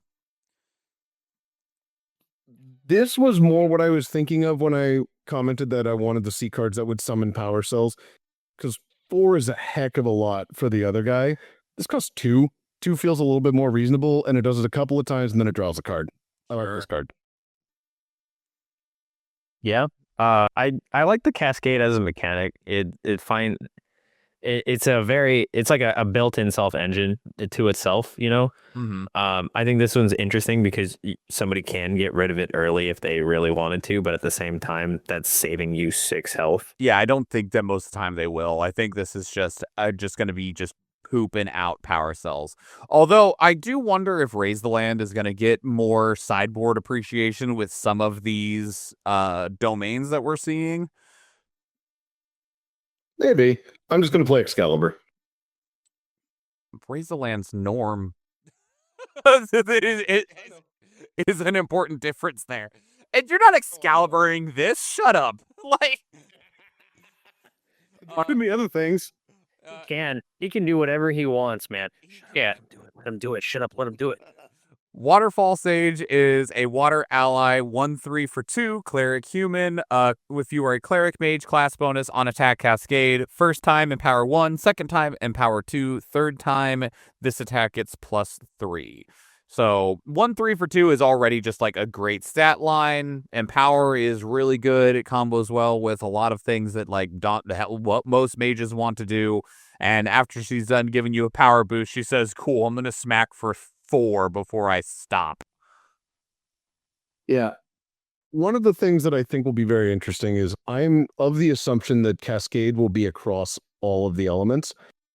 And I feel like wind item cards with Cascade are going to be very important to keep an eye out for. So far, we've only seen them on Norm and Water. I'm not saying we won't see them on other things, but I mean, not every mechanic is in every element, right? Like, I mean, like there is 0 fractals in wind. There is not a single fractal in wind. There's Norm, but that doesn't count, right? Like, yeah. But I do think that it would be interesting to keep an eye out for because it also could be a norm item, for example. My point is that something that Ayala can just suppress and reset the cascade count on. You already have that in Sinon. Sinon's a Norm ally. Sure. I don't know if that, like, I don't know if that's the same, if that's going to be the card, but I think that all of those cards are going to need to be looked at through the lens of what if we suppress this a couple of times. Are there really 0 fractals in wind? Yes. What the fuck? How did I... Why did nobody tell me? Were you trying to find him or something? Like, no, but I feel like that's something you should tell me. Oh, okay. Well, I'm telling you now, friend. Thank you. Just to let you know, there are 0 fractals in all of wind. There are none. I'm sorry you had to find out this way. It's like telling me Santa doesn't exist. Of course he does. Oh, Wait, what do you mean? Oh. Nothing. Go on with your life. I love you. Ignorance is bliss. Speaking of Sinon, Sinon is getting a CSR. Okay. It's cool. They showed off the new curio foiling, which, what was the name of it? What was it called? No, Interference. So it's meant to look like a, like static, I guess. Computer, static monitor. Yeah. Yeah. I think on the mage things that deal with static, this will be fire. So here, I have one major problem with curios. Okay, Your problem. Yes, I like curios as a concept, but I love Weebs of the Shore's foil work that they do with Grand Archive cards. Their foils look better than basically any other TCG out there. Gundam does a really, really good job too. But yeah. Damn Grand Archive foil. And it's because they take such care in what parts get foil treatment of like, oh, well, we want the eyes to be foil, but not the rest of their body. And we want the energy effects to be foil, but not this. Like they have a very good foiling process for choosing a dynamic foiling effect. Curios are just the fucking cards foil, the whole thing. Like, up, down. There is no cutting out interesting parts. The whole thing gets the foil sheet across the front. And it feels worse. Yeah, fair. I can see that. Luckily, they are also rarer and things that, if you pull one and you don't like it, you can always sell it because somebody will want it. Yeah. it's a personal complaint because I think if they still had a little bit of selective treatment with the foil work, the curios would be really, really cool. But because they are just blanket foiling, it removes a lot of their appeal to me specifically. For sure. So, but we do have a couple of new cards when they were showing off the foiling treatment. So Convergent Beam, it's a norm fast action that costs 2. It's a mage spell. Deal 1 damage to target unit. If you control a fractal object, deal 3 damage to that unit instead. It's fine. That also seems to imply that we may see more fractals in this set. Yeah, maybe. Oh, that's true. Maybe some wind fractals. Yeah. There you go. Yeah. That's why they made it norm. Yeah. Uh-huh. Guys making me struggle to go along with your bullshit in here. Bro talking about tribal goals and Keep going along. God damn it. Tribal will be a thing. God damn it. I don't know if the fractal decks will run this much. Because they don't have a whole lot of room for 3 damage, but it's definitely not a bad card, but I just don't know how much I care about it. Creative Tender, this is so cute to me. So Creative Tender is a fire action cleric mage spell. It is slow. It costs 3, draw 2, discard 1. It is preordained in fire. It's a worse creative shock in all ways. I believe that they actually called it slow creative, not shock, is what the dev team called it while they were making it. Cute. Okay, sure. It's bad. It's another draw discard. It's Like that effect. That So in the the immediate example I can think of is there were people who were like the erupting deck that was going around. They were playing backsteps so that they could play Ranger's Torch, I believe is the card. Torching Reach. Thank you, Torching Reach. Oh yeah, and I do think that you could just play this instead and then run another card. I don't think So you that you can, don't have because to Backstep and Torching Reach are both fast, so you can do all of that in prereq. Sure. Like, this being slow makes it pretty fucking bad. Sure. yeah, I'll agree. It's Next up, they showed off the Grimoire foiling. So this is armaments. It is literally just armaments, but instead of being weapons and regalia and stuff, it is spells. It's called Grimoire. It's going to have the same foiling treatment as armaments. what are they gonna do with the book ones? I don't know, dog. They're already book ones. They're armaments because it's equipment. Oh, you're right, man. I don't like the way this is labeled. That's fine, but this is cool. It'll be cool to open. I like it.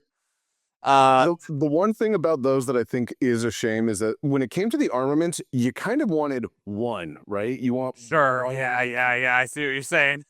Or you're gonna be like, I want 4 creative shocks. Fuck.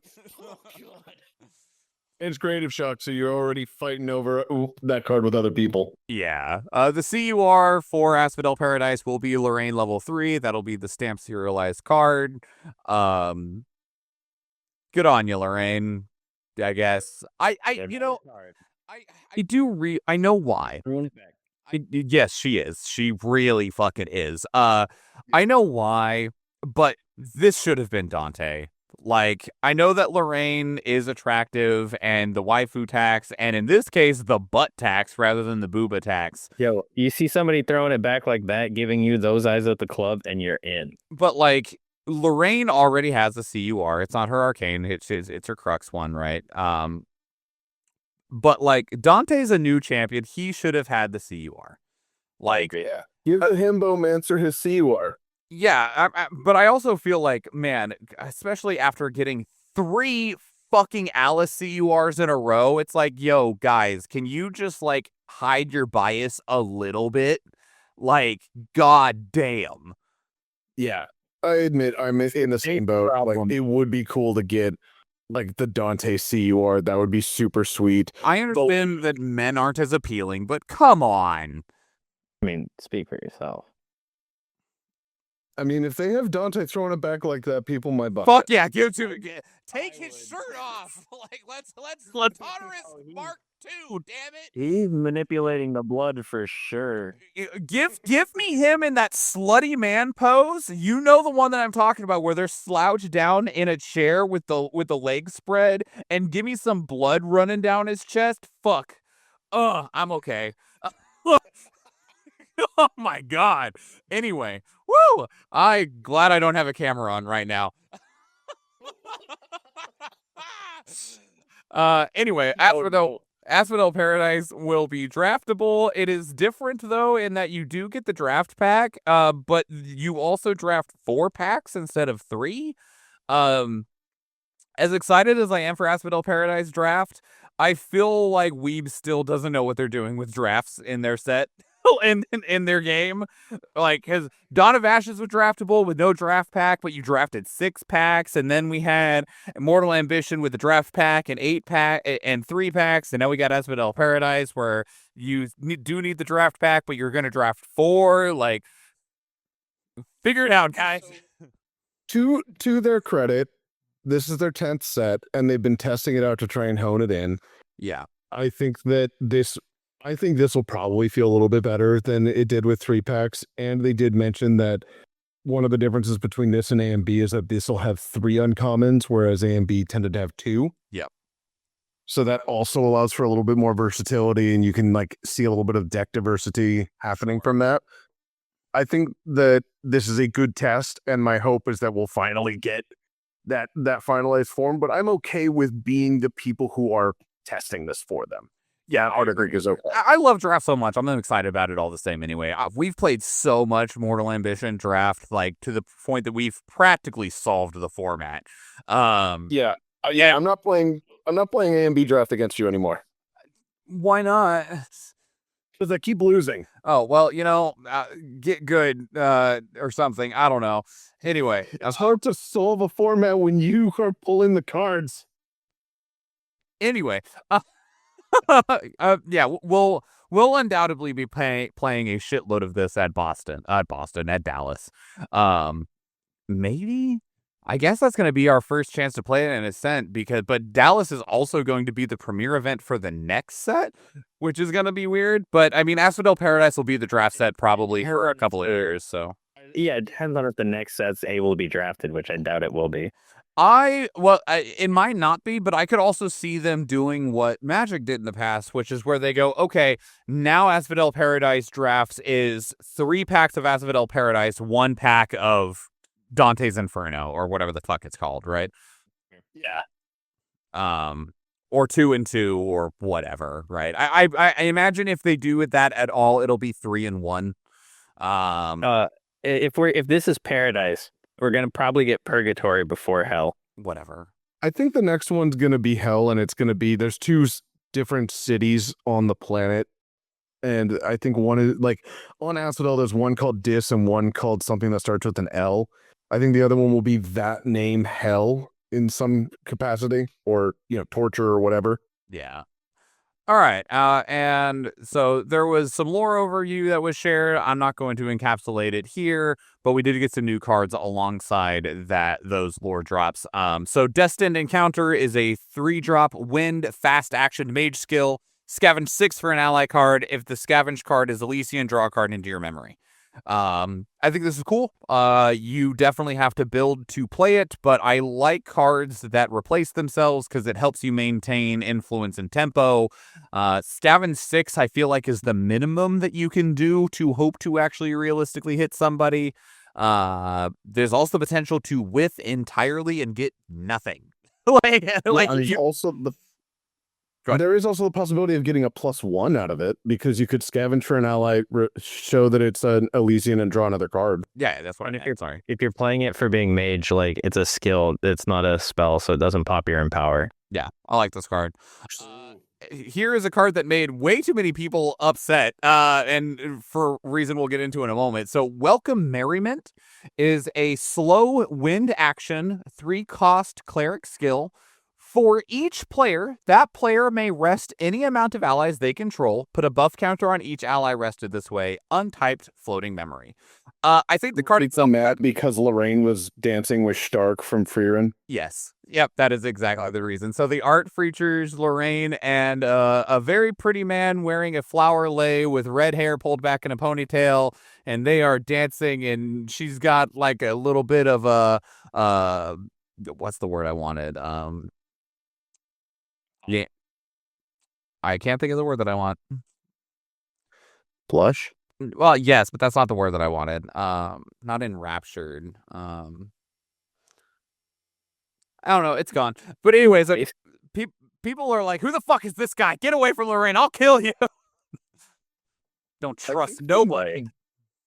I believe they mentioned that that's supposed to be just a random dude on the street. Well, random dude on the street's gonna get murdered. Yeah.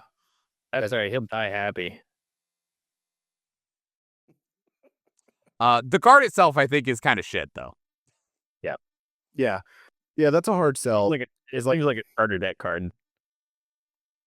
Like, I'm looking at that card going, oh, cool, I've got a couple of cards I want to buff, and then my opponent who's on suited goes, sweet, tap them all that I have available.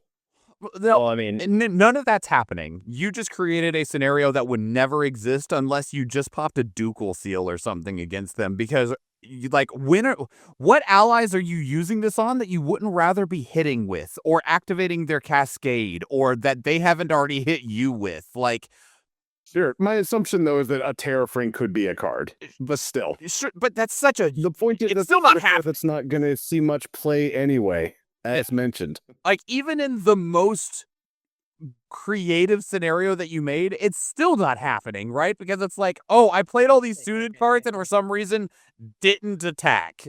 don't quash his dreams. It's okay. Adam. No. This is 2026. I'll put it together against you. This is 2026. It's his goal to quash all my dreams. We're quashing dreams. Okay. No, I've got you. I'll put together that deck so that you can get that situation off. Next we have Symphonia of Hope, which is a wind, fast action, 2-cost cleric tamer skill melody. Target ally gets +2 toughness until end of turn. Cleric tamer class bonus. The next harmony card you activate this turn costs 2 less. Sure. Hell yeah. That seems to be like a common harmony melody class bonus thing, is to reduce the cost of things. I mean, it helps things potentially be possible, but it's got meh.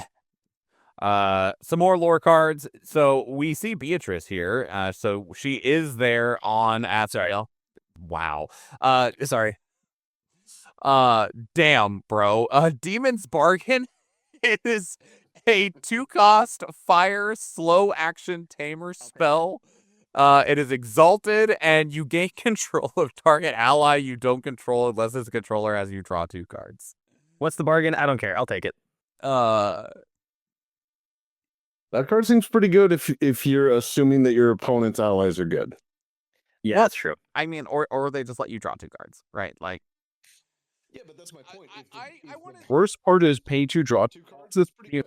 The important thing is the control doesn't end. No, you keep it forever. So if they do what you take it in fire, you can sack it to cremation ritual or whatever, right? It also I'm trying to think of what good targets for this where they actually might want to think about it, and the best thing I can think of is like fluffy shopkeep, you know? Of like I don't intercept, right? Well, yeah, I was like, where they actually have to think about it. Because, like, with the thing of, like, acquiescing or rejection of negate this or let me draw 2 cards, if you know the game, if you know your deck and your opponent's deck, you don't have to think about that decision, right? You're like, well, this is crucial to my game plan, so draw 2 cards. Or, I don't want you to draw 2 cards and this isn't important enough, so it's negated, whatever, right? Thanks for burning 4. Having played against a lot of acquiescing rejections, all acquiescing rejection is a knowledge and skill check of like, do you know your deck? Do you know my deck? Do you know what are the important pieces here, right? And so, like, for example, you know, I've played a lot of Fire Dao-Chan. I will always let you draw 2 if it's my Fire Bloom Flourish. Everything else, I'm probably like, nah, fuck you. Like, you know, like, you don't need 2 cards. I don't give a shit. Negate that shit, right? Well, and the main thing that I would think of, every card that I can think of where I'd be like, yeah, I'd want to take that, it has Spell Shroud. Yeah, This is a spell. they're not stealing Cheshire. That's true. Seiryu. Sure, yeah. Like I was thinking of specifically the Shenju's. And I was like, Shenju's would be a great target. Oh wait, it's a spell. Yeah, Argus can't target it either. No. Or can't be targeted by it. Well, he has Omni Shroud only when he's awake. So, well, I guess he has Vigor. Yeah, right. Yeah. And it's a slow. Yeah. All right. Next we have Edge of Tomorrow, which is a 2-cost norm slow action warrior skill. Scavenge 8 for a domain card. When the next domain with the same name as the scavenge card enters the field under your control this turn, draw a card into your memory. So pay 2, get a domain, play that domain, replace itself, go neutral. It's fine. Like, honestly, this is just fine. Sheep domain was like, you can feel Still waiting for we're still waiting for a domain deck to really like do stuff before I think this is gonna be something that I think about very heavily. Yeah, I agree. So next we have Weight of Looking Up. It is a 3-cost slow water action cleric spell. You may banish a champion card with base level 3 or higher from your material deck. If you do, draw a card in your memory. Untyped floating memory is what it has. So there are 2 things that I really love about this card. One, I really love the way that Weebs of the Shore approaches some naming of their cards, right? Like, this is the name of this card is very, very unique in a way that I appreciate. It's describing a feeling rather than an action, a skill, an ability, anything else like that, right? Like, it's describing a feeling, and I think that's cool as hell. Here's the other thing that I love about this. If you legitimately want to run this card, you now have a reason to play the level 4 of Lorraine or Tristan. No. Not only that, right? Fucking the other Mordred. Well, you can play both of those though. Yeah, but you can also banish one of them and still get to No, wait. Here we go. So you are playing Lorraine, right? You're playing Lorraine. Who cares about how many arcane cards are in your banishment? And you banish a fucking Rye level 3 out of your material deck. Get the fuck out of here, Rye! That's just an imaginary Christmas land you made up. That scenario's never happening. No, that's 100% gonna happen. There's actually reason that you could do that. Yeah, I mean, you can pick any champion at that point. But there's value in banishing a Rye level 3 is what I'm saying. It's arcane. Yeah. That said, I don't think this card is actually very good, but I do like a lot of its entire design I enjoy. Yeah, I really like the design space of it. I don't know if it will see play and where, but I do like how it's built. Yeah, 100%. We got a new lore drop. So at Worlds, there's going to be an event called Horizon Surprise. I did not put every piece of art in here, but all of the champions are attending a K-pop concert, and they have new outfits and stuff like that. There's a bunch of cool art. The other relevant part is at Ascent Worlds, there will be a bunch of merch with a bunch of art on it. Here's the assortment of merch and how much it cost. 5 different Dreamweave playmats for $70 each. 22 acrylic standees, one for each champion, $15 each. 4 Polcock one? Yes, a Polcock one. Oh. 4 different A4 sized acrylic blocks with art that are $180 each. Those are insanely expensive. I don't know what A4 sizing is, but A4 size, is that like a piece of paper? No, that's not even close. It is 210 millimeters by 297 millimeters. I don't know what that is. I'm fucking put it in. No, it is the size of a piece of paper. It is 8.5 by 11.5 inches. So they are a standard size of printer paper in size. But God, they're $200. A wall scroll for $50, and then mystery sleeves for $20 a box with 4 different pieces of art in them. So of note, the playmats are also mystery. So for both the sleeve and the carrot, you're paying for a bundle. Oh, yeah, they are both mystery, sir. Man, they're really targeting you. Also, the standees are mystery. All these are be flying to gamble on. I don't like any of this. Gross. Like I love the art. I really do. And I will probably try and get my hands on a couple of these, but the idea of like having to pay for randomization for it does make me less happy. I don't like this art, and there is a clear-cut reason why. Because Polcock isn't just chunky. Look at what they did to my man, Polcock. So I will pull up a couple of You don't need the t-shirt, brother. Take it off. pictures to highlight what he is talking about. So here's the main art that he's talking about, where Polcock looks a little less thick. I guess he looks healthier, but man, come on, let me have this. No, you know what I'm gonna say? I think he's crying here because he can't find enough food. That's the I problem. hope so, man, because I need him to Also, be chunky. Nico, god damn, Jesus Christ, you're in public. I couldn't recognize that much clothes on. She knows she's in public. I know, yeah. Which is funny because Tristan is wearing as much or like As little as he normally does. the building. Yeah. Vanitas and his fucking gorgeous self. Erison is adorable. Tonnerus just looks like a guy. all of the art for the people in casual wear. All these people in casual wear going to a concert, great art. It's all good. All right, I'll pull up the others since we're talking about it now. So here is the one with Lorraine, Rye, Sylvie, Alan, Mordred, and Xander. So all of our DOA champions. Babysitting. Yeah, basically, right? It's like, oh wait, we took Sylvie and Alan to the show. Yeah, exactly. Sylvie, that better be fucking orange juice. Like, It's got orange juice in it. and then so here is this was our champions from Alchemical Revolution and Mercurial Heart, and now we have our Mortal Ambition and Abyssal Heaven. So we have, of course, Guoja, Kongming, Jin, Dao Chan, and Lubu. Shout out to them always including Lubu, like, because she's like technically a champion, and like, Yeah. you never see Dao Chan and Lubu like really apart from one another. So shout out for them keeping that together. Yeah, that's sick. Also, more Lubu art looks like that. Lubu art also looks really good. And then we have our Distorted Reflections and Phantom Monarch, so we got Diana, which notably Diana is not here in Alchemical Revolution. So I guess because she's like moved on, so she's with the Distorted Reflection group. So Diana, NCL, Merlin, and I really love that they put both Alices together in this. That's just a really cute like sentiment. And also it makes me really sad on the inside for a whole host of ones. That was dead. They're both dead, dog. Yeah, you're right. I like also Dao Chan's dead, and for all we know, Lubu is dead.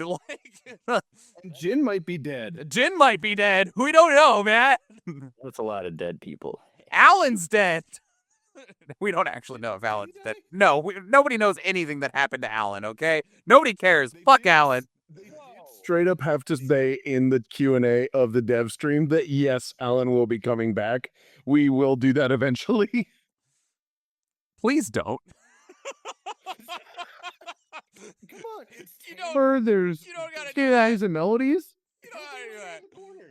But then here's like all of them like actually in a different piece of art, like standing pose. This is what the acrylic standees will look like. But man, no, Rye is not great. The rest of them pretty solid from DOA, but man, Rye, what are you doing? He's like, I'm here, okay? I could be at home in a book. Alchemical Revolution still, it's like, You can't tell me Arizona wasn't thinking the same thing. Polcock looks a little better here. yeah, he's a little wider here. Yeah, He doesn't need a shirt, man. Come on. that's why you doing with that camera, bro. He's like, some of the picture, Bruh. Where's his horn? His name is Dominus Rex. You think he'd Yeah, but the horn, I believe, is attached to his eye thing, so it's not there because he's wearing an eye patch instead. Oh, I see. He got the Naruto fishnets. Man, so I know Kongming the whole foot. I'm sorry. I really want Man, you know how much I would love if there was alternate art, like level 1 champion cards with these arts on them? Yeah, I was gonna say, isn't that Jin level 1's like pose? Probably. Yeah, I think so. He barely looks different, actually. Yeah, that's it, straight up just the pose, and they just drew the clothes on him. And then That also looks like one of the CL poses too. because bro doesn't own any other clothes, okay? They're like, CL, you got to dress down a little bit. And he goes, I don't know how to do that. So he took the jacket off and was like, this is as good as I got, guys. He took off his knee armor too. Well, that's only at level 2 that he gets the knee armor. He didn't have it at level 1. So Yeah, I know. it's just a level 1 art. Like, CL is literally the anime character that opens up his closet and it is 18 of the exact same outfit hanging up. And he's like, what? You told me to get clothes. Like, it's just all the same fucking outfit. You're like, With accessorize, and he points to the fucking belt loop that he's got. Yeah, I would love to get level 1 altar versions of these. They're great. Anyway, so that's all really cool. God, that's a fact that it's all mystery box though. Anyway, dude. yeah. All mystery. As of like 2 hours ago, pre-orders are available for the Merlin Amethyst Glow 1/7 scale figurine. I don't, though, pre-orders are open till August or something like that. So I think that these are being like made to order. I just figured they'd be out by now. Look at that thing. Gen Con promo for Magic Feet is somewhere else. Magic Toes, that's what we were calling it, Magic Toes. That'll be available at, they basically were like, it's coming and will be at some things. We'll tell you later. Yeah. They basically said it'll be available for like the next year or so. It's cool that she's sitting in front of the Statue of Liberty. Yeah, I need these. I want to see that in foil because that rainbow in the back looks Yeah, I bet it'll be sick. Does that mean they can come to America? Wait, does this mean that our planet can be destroyed? Yes. By Nico's thighs, specifically. So next up, Caramba. at Worlds, there will be a partnership for level 4 Tristan sleeves, which is cool. Some other stuff that'll be available at Worlds is Choco sleeves with, this is the Tendaland art, I think, if I'm remembering right. No, this is the Mystic Purifier art. So Fuzi Choco, Mystic Purifier art. And then I gotta find somebody that's going to Worlds that can help me out because I need like 3 of these. Worlds normally has some guest artists with playmats available. These are going to be the guest artists and the playmats that are available. I need like 3 of these. I need Edelstein, something fierce. No, you don't. No, you don't. I do. Just so that I can hold it in front of a certain somebody. Well, you're gonna get it back, and it's gonna be like you're gonna have to. These are the main 2. I really want Manifest Threat, I think is what this called, with Beatrice on it, and then Sabella is also really, really great. I don't actually care super hard about Haniel. This is just another Arasana art. I don't care about Bolt of Diamonds, which I would want one of these so that if we have a Bolt of Diamonds, a Diamonds showcase, you could go on one of these mats. And then I don't care about Avatar Suzaku, but someone that's going to Worlds, if you hear this and you want to try to help me out with the 135 playmats that are sitting next to me and add a few more, please let me know. But Between Avatar of Suzaku and Edelstein, which one do you think would more than likely say Ara to you? Edelstein, 100%. You think? Yeah. Yeah, we may also need to reach out to some people about the mystery Dreamweaves if we can. The problem is I really don't like. I got the sensory autism and Dreamweave playmats and me don't get along super well. But yes, I would love to have this one with Dao Chan Lubu in the group on it, right? Like I definitely want. I would also really love this Alice one. This is a different art up here. What is this one? It is a different art. That's everybody. It's on the wall scroll. Yeah, it's the same art as on the wall scroll. But there's not a high res version of that art, is there? No, not that was shared with us. So yeah, I want these. Even if they are Dreamweave. So there's going to be a Path of Silver at Worlds. Polishing Flourish.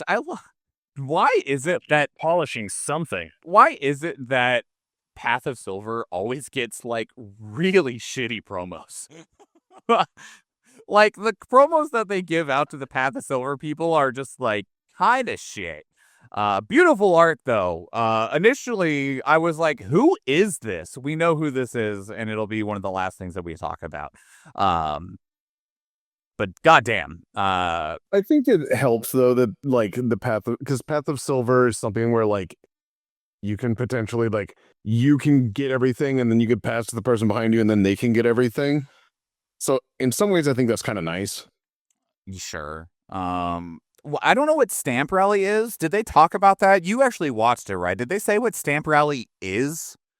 Nope, they just said, at the Stamp Rally, you can get this card, and then they said, guess how many frogs are on this card.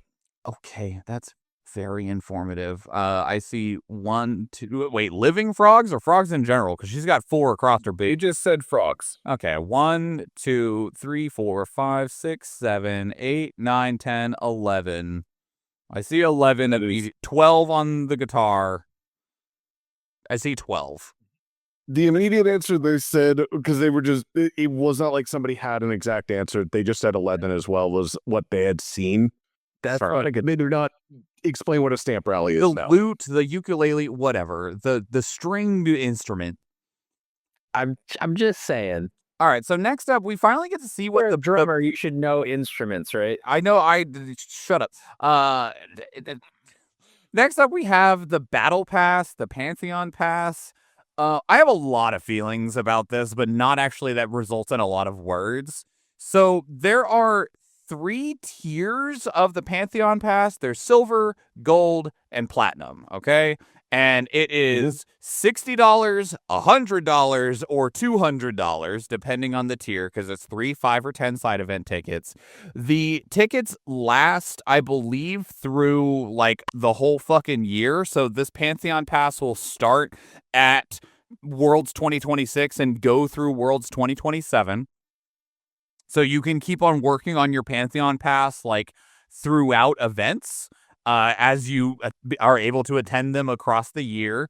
And then your rewards are based on the number of hours that you put in. So I'm actually going to just go to the platinum one. One thing I will note is silver. So it's 1 through 8 hours. Silver gets you the promo and the Omnidex profile picture. But gold and platinum get you extra rewards for hours played beyond 8 hours, where it doesn't look like silver does. So all the way up to 20 hours played will get you some extra Ascent tickets and some event packs. But in all of these, you only get 1 promo, which is an important distinction. We'll talk about why. But so for 1 hour, you get 1, 2, or 4 packs of Asphodel Paradise. I assume this changes based on other events. You get Pantheon packs. I like that you were able to get more Pantheon packs, like, because before you got 1 pack for every 3 hours, you can now get 1 pack at 2 hours or more if you're on a higher pass, and you can just keep on stacking those up. I also like that you get Ascent tickets from playing Pantheon, because that was one of the reasons that I was like, I don't want to play Pantheon. I need Ascent tickets to be able to buy shit from the prize wall, right? I do like that you can now get Ascent tickets from playing Pantheon, and then those repeat until you hit 8 hours, where you get the Omnidex profile picture, the foil promotional card, and then beyond that, you either get Ascent tickets or event packs and a Pantheon pack. Immediate thoughts without knowing what the promo is. Without talking about the promo. I think we all know what the promo is, but without talking about the promo, immediate thoughts on this system and price. More stuff always good. I think overall, I like the idea of this, except for the 8 hours. I will get to the 8 hours in a minute. I think that, like, giving people packs and then Pantheon packs and then Ascent tickets, I think that's fine. And then obviously, like, for the Platinum Pass, you get something every hour for gold and silver. It's something every hour. You just get more of. If you, like, past 8 hours, Oh, sure, yeah. I mean, silver, you play 8 hours and then stop, right? Like, there's no incentive to play beyond 8 hours if you are in a silver pass. Whereas, like, gold and platinum, you can get more points, you can get some more packs, and, like, that I think is cool. I like that. I think that the profile picture is actually really cool. I think that's a great way to give out like pricing that is very easy that people will be shooting for. I think that unfortunately, though, the card that they put, whatever the card is, which I do know what this card is, but whatever card is there is going to have an inflated price because it took 8 hours of actual time to get effectively of labor. person. Yeah. Like that is a dedicated, like there was a point where somebody asked in the AMA, how can I get 4 of this card? And they basically said, have you and 3 of your friends play Pantheon at an event for 3 hours and try and get the other 3 from your friends. You mean 8 hours? And I was like, that is a total of 32 hours of time between myself and my friends. That's not fair. And- They're playing card games. A lot of these people don't have friends. Damn. But then you have to then try and get these cards from them, which you just ask somebody to work a full work day essentially to get a card and then try and get it from them, which means that you're probably still paying them for the card. Yeah, and let's go ahead and talk about what the card is, because I have such mixed feelings on it. So it is Dungeon Guide. There's been one of the things that we've talked about, like since we started playing the game, is like, man, it's really surprising that there is not like a major Dungeon Guide promo. Like there's the old promotional 22 like Kickstarter promo Dungeon Guide, and then there's just not been anything since. There's still no CSR, which is still crazy to me. Yeah.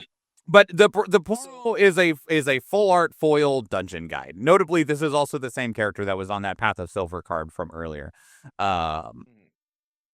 Yeah. So I'm very torn because, like, man, this art's really great. Love it a lot. Iconic card, one of the most heavily played cards in the entire game.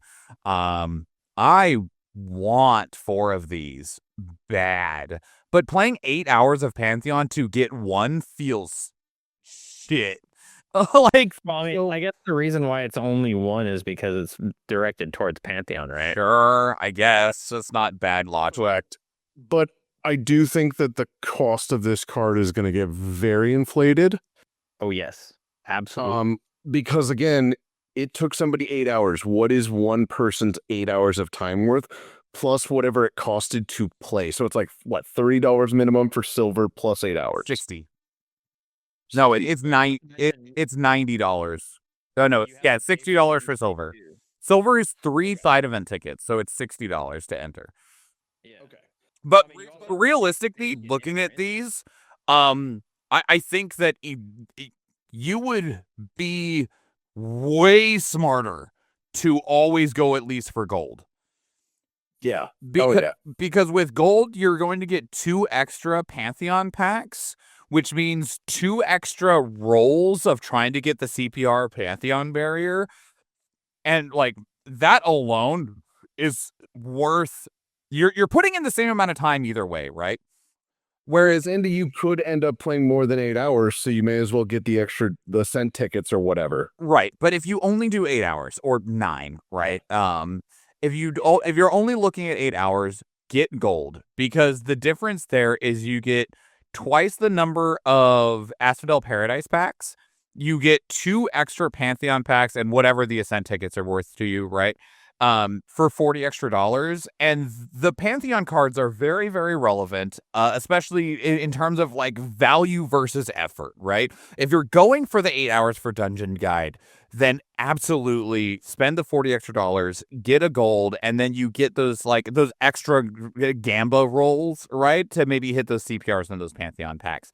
I think the jump from $100 to $200 for going from gold to platinum is only specifically if you intend on going past 8 hours in a significant manner, because you do get more Asphodel Paradise packs, but you only get 1 more Pantheon pack. So you get double booster packs, but 1 extra Pantheon pack at the 2 hour mark. But the reason that you would do platinum is specifically down here of 10, 12, 14, 16, 18, 20 hours. Those give you a Pantheon pack, where the golds do not give you a Pantheon pack. So if you are expecting to play a shitload of Pantheon over the event, to where you're going to push past that 8 hours and you're going to be seeing 10, 12, like, more 10 or more, that's where you now raise the question of, do I want to pay for the platinum so that I can get extra Pantheon packs? It doubles the price, so I think unless you are like really committed to the grind, the exchange is pretty rough on value compared to the extra $40 going from silver to gold. Gold to platinum is a much harder sell, in my opinion. That's a harder value proposition to try to like shake out. And it probably only gets close if you get the 6 extra Pantheon packs from playing an extra 12 fucking hours. Well, and not only that, but like I'm thinking of like for us specifically in this case, this feels to me like something where like, let's say that we set up to go to Dallas and we have one friend who went with us to the last ascent, and he was not a big fan of the tournament side. So he may be the type of person who might like the Pantheon pass. Sure. I feel like best value for somebody like us who's not going to play Pantheon would actually be to do exactly like what one of our fellow Anchorage folks did, Nick, and fly somebody out there and go, please sit in this chair for 8 hours and get me a dungeon guide. I mean, here's the other thing, right? Is I don't have a problem with Pantheon promotion. And I think if you really want to push Pantheon, you found a great way to do it. Putting what is going to be one of the most sought after cards as a promo from playing 8 hours of Pantheon at an ascent. That sucks for me because I don't want to play Pantheon. And also it's hard for us to get to events being in Alaska. So that's, a double whammy there. But I'd rather be playing in the ascent. We would. But my concern is specifically with not attendance numbers, but attendance limits. There was such a heavy constraint on Vegas. It was 320 people. And that was for the ascent itself. And so I don't know how they did the math on like how many we can have in the ascent versus people that might show up only for Pantheon. Dallas has a 700 person limit, which is much healthier. But I'm in a way concerned of how things are going to shake out space wise. If you have 500 people showing up to play in the ascent and 500 people showing up to grind Pantheon for dungeon guides. Yeah. Like, can the venue support that? How do you even calculate that? Like, I guess maybe in the future they're going to have to sell ascent tickets that are Pantheon tickets, right? Like, so that they just have an idea of how many people are going to fucking be there. Yeah, I mean, that makes sense. Just Pantheon. Because, yeah, like this thing is, like it says in the top right-hand corner, too. This is for every single tournament until Worlds 2027. So for the next year. Yeah, so this dungeon guide is going to be something that people are going to be grinding for a year, and what's going to end up happening is that they're going to, like, somebody's going to grind it for a year, and then they're going to ask their buddy to buy a ticket so that they can sit down and play it again so that they can try and get their playset if they can make it to all 4 and aren't doing well at the ascent. So I'm curious. I'm going to go in here real quick, and I need to go look at something. Keep talking. I'm going to go see if I've seen anything real quick. Like, I will say, it is a gorgeous promo. I wouldn't mind them either. I admit one of the things I'm very fortunate with is that my deck doesn't run dungeon guides normally. I still would love to have 4 of these because I do have other decks that like dungeon guide. Yeah. I want it. Man, it is great art, but man, I'm already looking at this card going, this is going to be $300 minimum. It would be nice for Van, but I'm not getting that for sure. Yeah, like, I think that card is gorgeous. I definitely would like it, but I don't think my ballpark just immediately off the bat would be $1,200 for a playset, and that's probably lowballing. Yeah, I'm out. Fuck that. I mean, it'll also depend on saturation, right? Like, if you do have 400 people showing up to play Pantheon, like, that's going to be 400 more dungeon guides, which, yes, is only 100 play sets. But, like, if this is at every ascent, right? Like that's 400 every ascent, and there's normally about an ascent a month. And so, that's 12, that's going to be like 4,800, 5,000-ish dungeon guides. That's not an unhealthy number. Sure, but also how many people? So, can I buy a pass and get multiple dungeon guides? Because it doesn't sound like I can. No, but you can get one per ascent, I think. Is that how that works, or is it per Pantheon pass? I don't know. Because that I think is. But I think it's per ascent. If it's per ascent, then I think that's fine. It'll even out. If it's per Pantheon pass, I think that's more. I could be completely wrong, and I know I said something different when we first got to this topic, but I think you buy a Pantheon pass for each ascent. I could be completely wrong, and I might be, because unless it's it'd be hard to get 20 hours in a 2-day event. You could do it. People did do it. But that's a chunky commitment. 8 hours would be pretty easy, right? Not if you're playing and doing well in the ascent. You just fucking miss out. But they also, that's kind of their intent, is to make you have to choose. Sure, that makes sense. I think that they want to have people there for both. And I don't think that's a bad thing necessarily. And if you don't day 2, then you just try and grind out 8 hours the next day. Ugh, And I'd rather play draft per ascent. If it's per ascent, I think that's fine. I don't think that's a problem at all. If it is per, like, like it's associated with your name and you're like, oh, well, I already got a Pantheon pass, so I can't get another dungeon guide, that I would have a problem with, because that's a constraint. Yeah, that's much more heavily limiting. Yeah, I don't know what these will end up at price-wise. I'm not looking forward to finding out either. Goddamn much. I get the feeling that I won't even bother looking at the price as a reasonable thing to even consider until like 6 months from now, once there's been a few in the market. Yeah, I mean, once a few ascents go by, the price should stabilize a little bit. Like, there'll be a bunch of really inflated sales when the first batch of these are earned at World Singapore.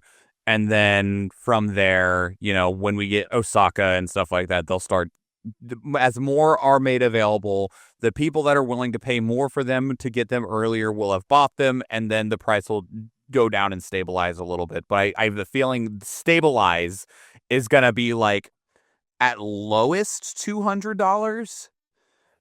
Yeah, I was ballparking 300 per. That's why I said at lowest is 200. Yeah. I agree. But that's all the announcements from the Asphodel Paradis developer stream at the end of SEA Nationals. Any final thoughts from either of you? It's close. Regarding like taking damage to get empowered, it's kind of like that, but a little different, because you're recovering when you're empowering and whatnot. Sure. I really like that he didn't say immortal.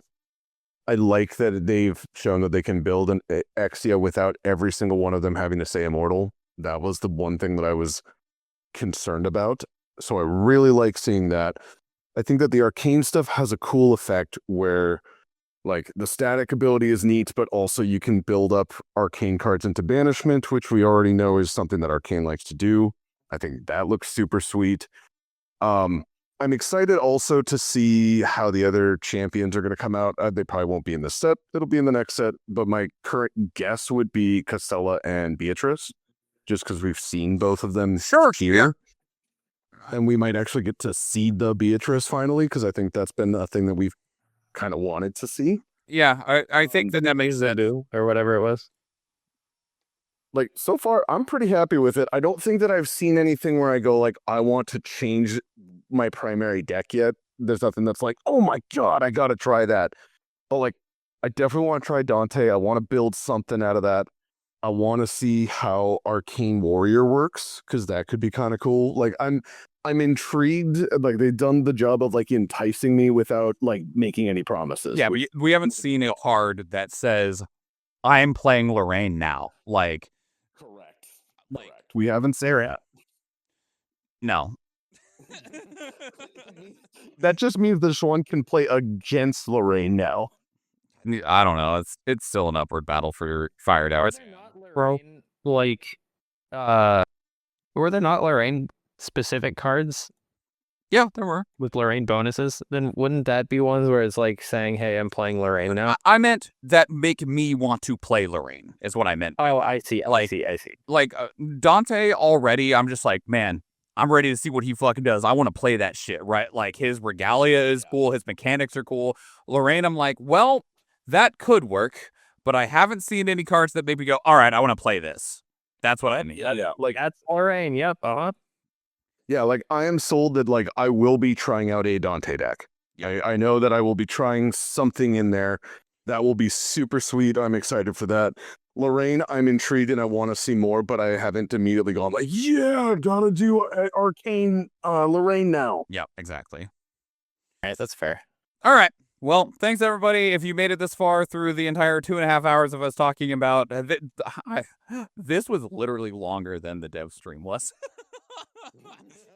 Good job, us. We yap a lot, and we didn't even talk about everything because we skipped over some of the lore stuff and stuff like that. But whatever. Anyway, thanks everyone for checking it out. We'll be back in just a couple of days for the next podcast where we will talk about the results of SEA Nationals, as well as probably some more discussion about what we think everything's going to look like going into Worlds, especially now that Ranger Strides is banned. So thanks everybody. I'm Schwan.